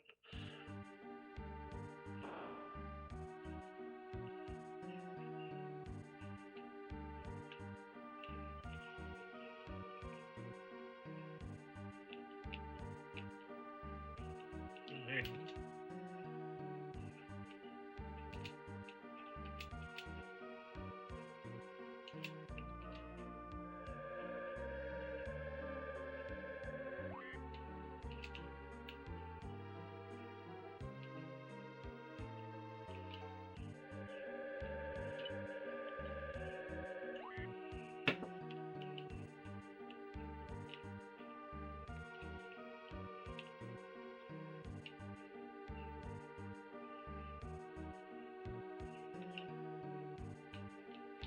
Alright, so let's go get Rosa.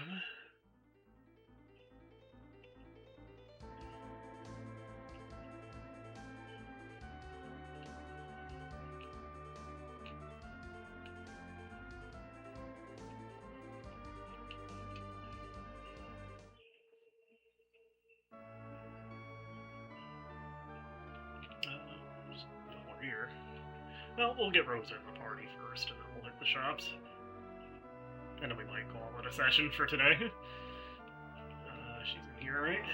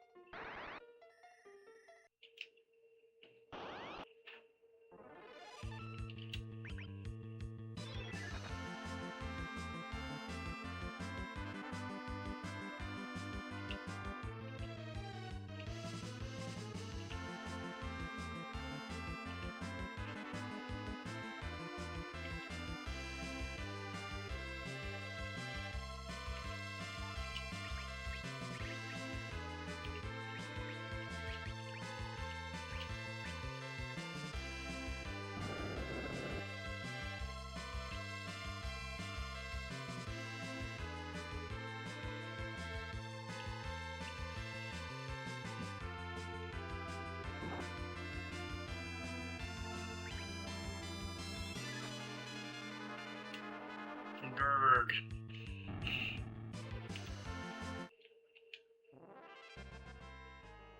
And will that inspiration from Anna grant Edward any better stats or anything? It will not.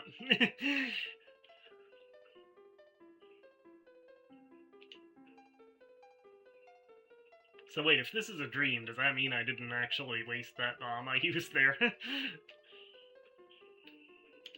guess if you use a bomb in a dream, you use a bomb in real life too, right?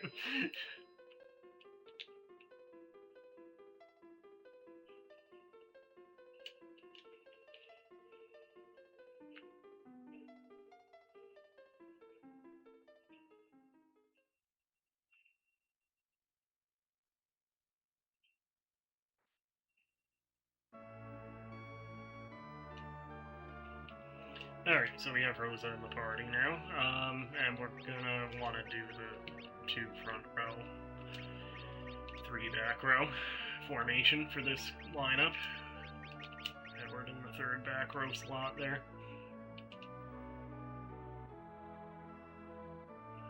What did Rosa come with?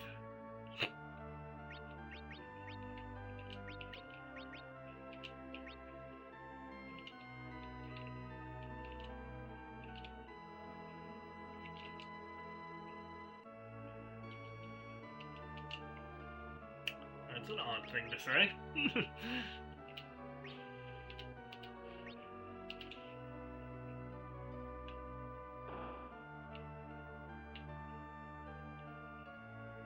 Alright, let's hit the armor shop and the weapon shop in that order.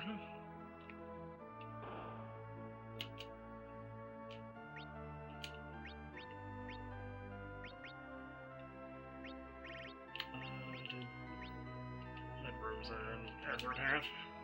They already have leather, I think. Well, he has the Bard outfit, which I think is comparable to leather. It might have a special ability. Let's see here.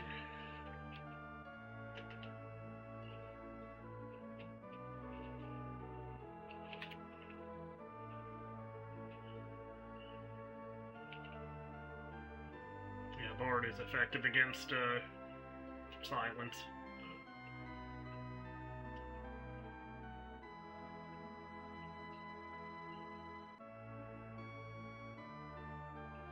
It's otherwise the same stats as a leather armor, but that being said, because it blocks silence, Edward doesn't really have any abilities that are affected by silence. So it might be worth giving that Bard outfit actually to Rosa or Rydia. Swap them out. I don't know. I'll give it to Rydia because Rosa has... They both have white magic. Rosa does not have black or calling magic, obviously. Rosa also can handle herself a little bit better, with that bow and arrow she has, and even if well, actually, if Rydia gets silenced, she can still use the ice rod as an item. Tough call. I'll give it to Rosa, actually.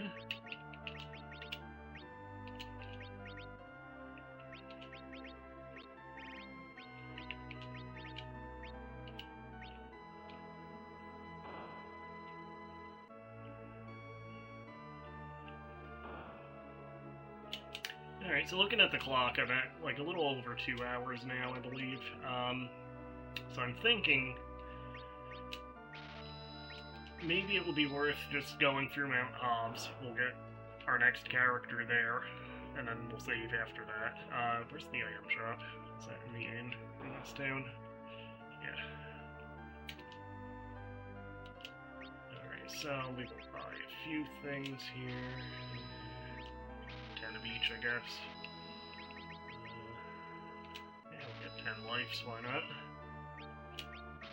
10 potions, yeah, we'll go ahead and get 10 of those too. We still have a decent amount of money left.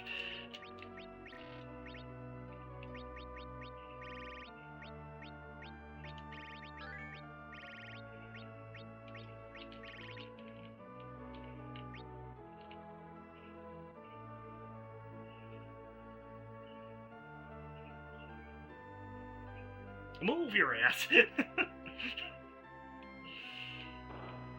she could just jump over NPCs, like, I mean, at least you can push them out of the way, theoretically, in this one, but yeah, if you could just jump over them, like in Mystic Quest, that would be helpful. I don't know why they didn't let you do that in other Final Fantasies, actually. Or just let you walk through them if they get in your way, that would help. Alright, so we'll do Mount Hobbs and then we'll call it for this first session of Final Fantasy IV.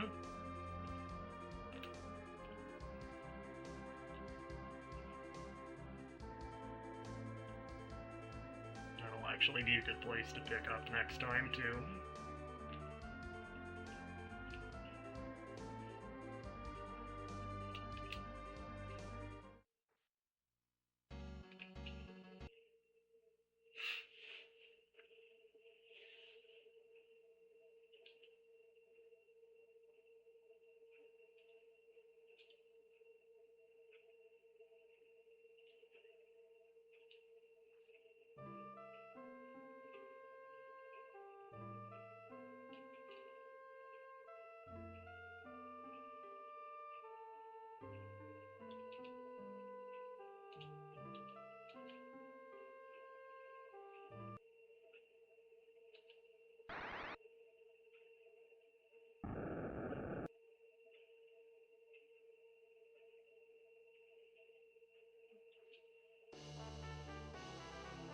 And that will be helpful because there are some undead enemies, I believe, in this area. So I do think I should fix her. Yeah. Fortunately, you can reorder your magic menu here. Because for learning Fire 1 late kind of messes hers up. Over there.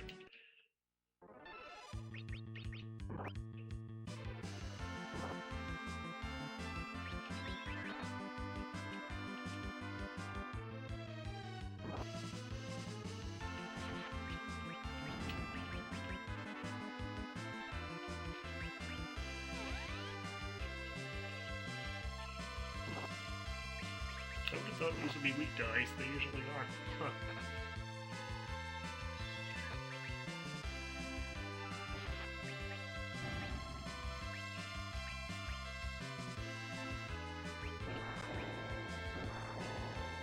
Oh, that's not good.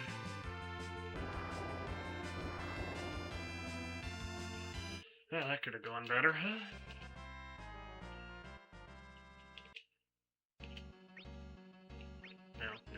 Extra lives anyway.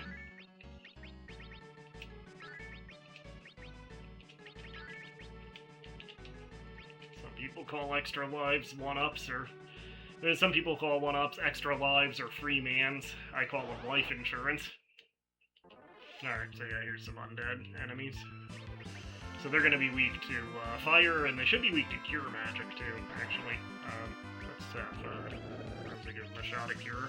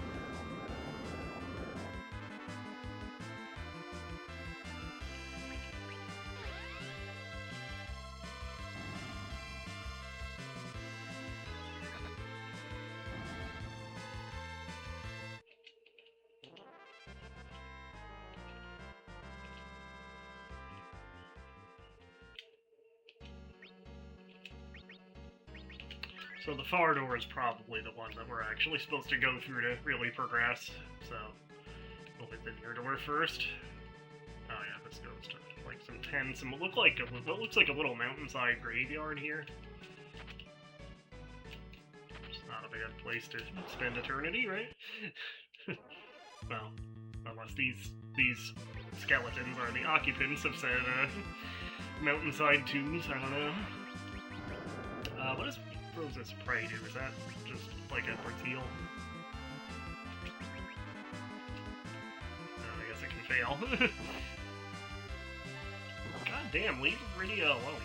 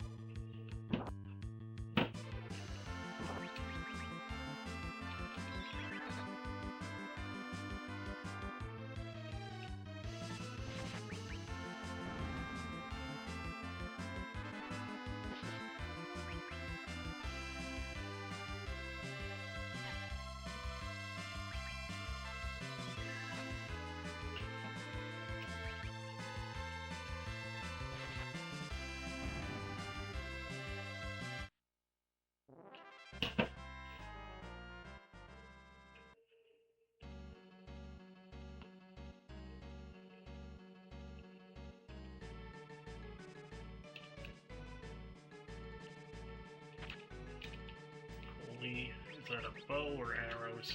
I think it's arrows. Yeah.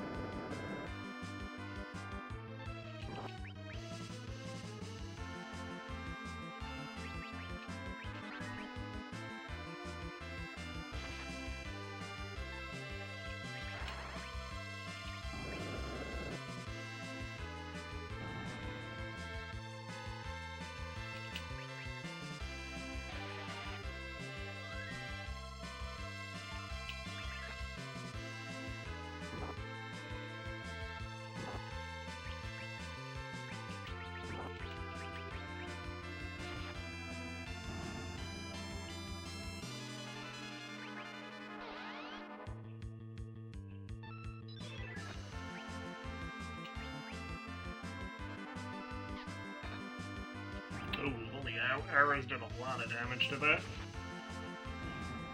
Surprisingly, the Dark Sword actually didn't do too bad either. Alright, we're actually at the top already. I forgot how short this area was.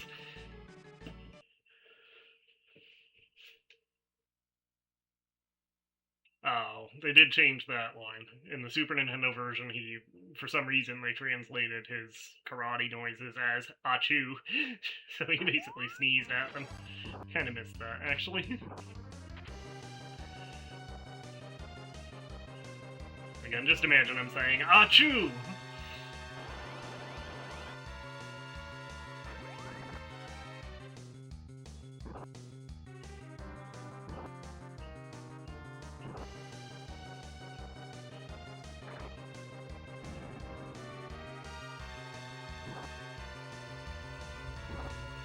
So we will get to control him momentarily. At like Yang. There's one character again that I actually really don't like that is in their endgame party, and I always wish that instead of introducing that character late in the game, I always kind of wish we just got Yang back for the endgame.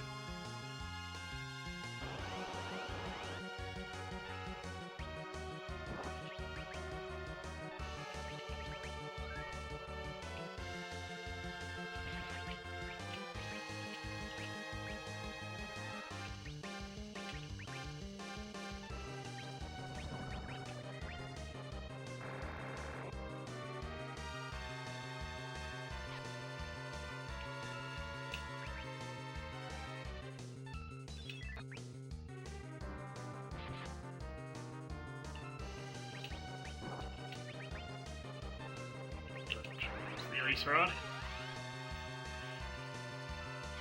Or, actually, I should have summoned the Chocobo again.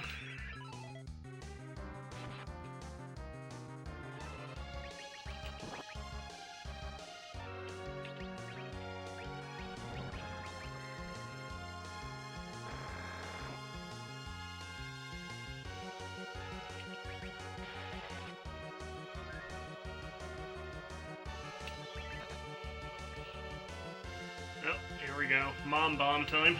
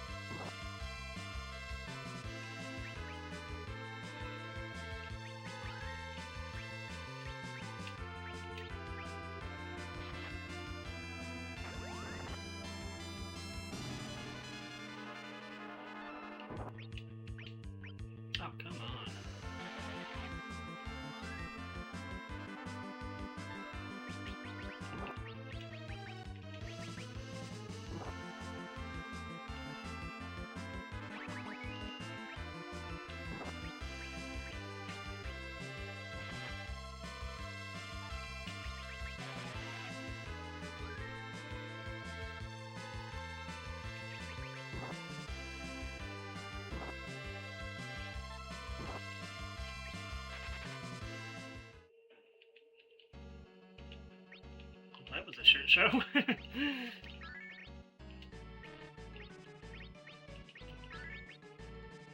Low on potions, too.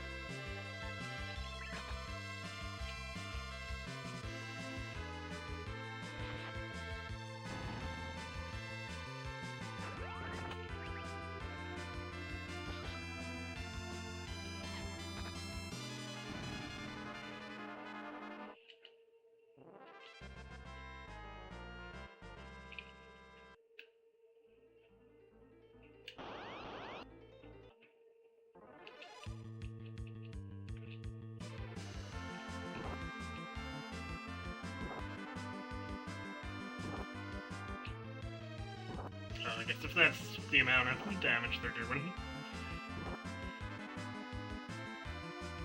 Thank you. Ever useful, Edward.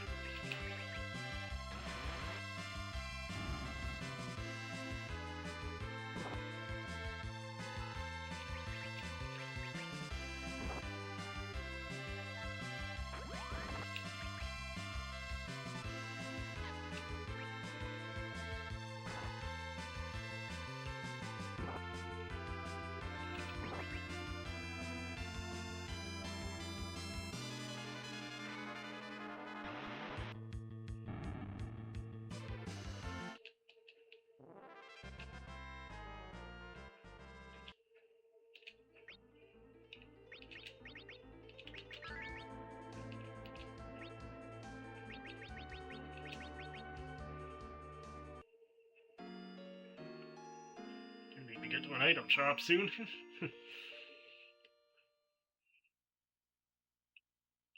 Alright, I think Fable is not far now, I think. Hopefully. Well, let me use that map item.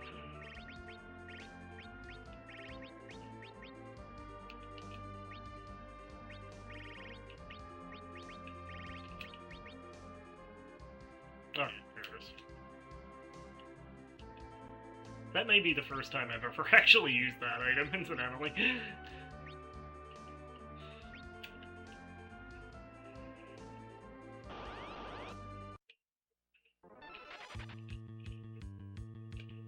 Yeah, sometimes in this game you do randomly drop money, which kind of sucks.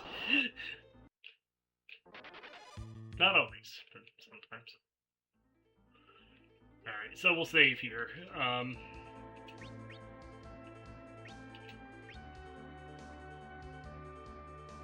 So yeah, that's part 1 of Final Fantasy IV. We are up to Fable. I don't know why the memory card takes so long to access on this. Anyway, yeah, we're up to Fable, which is like kind of an action sequence once we get in there.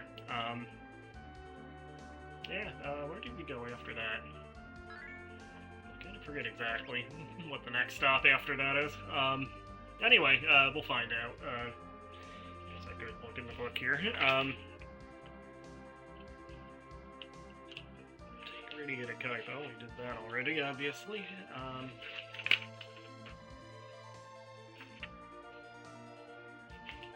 Well, basically after that, there's the Mountain of Ordeals sequence, the Return to Mysidia, and then the Mountain of Ordeals, where Cecil becomes a paladin.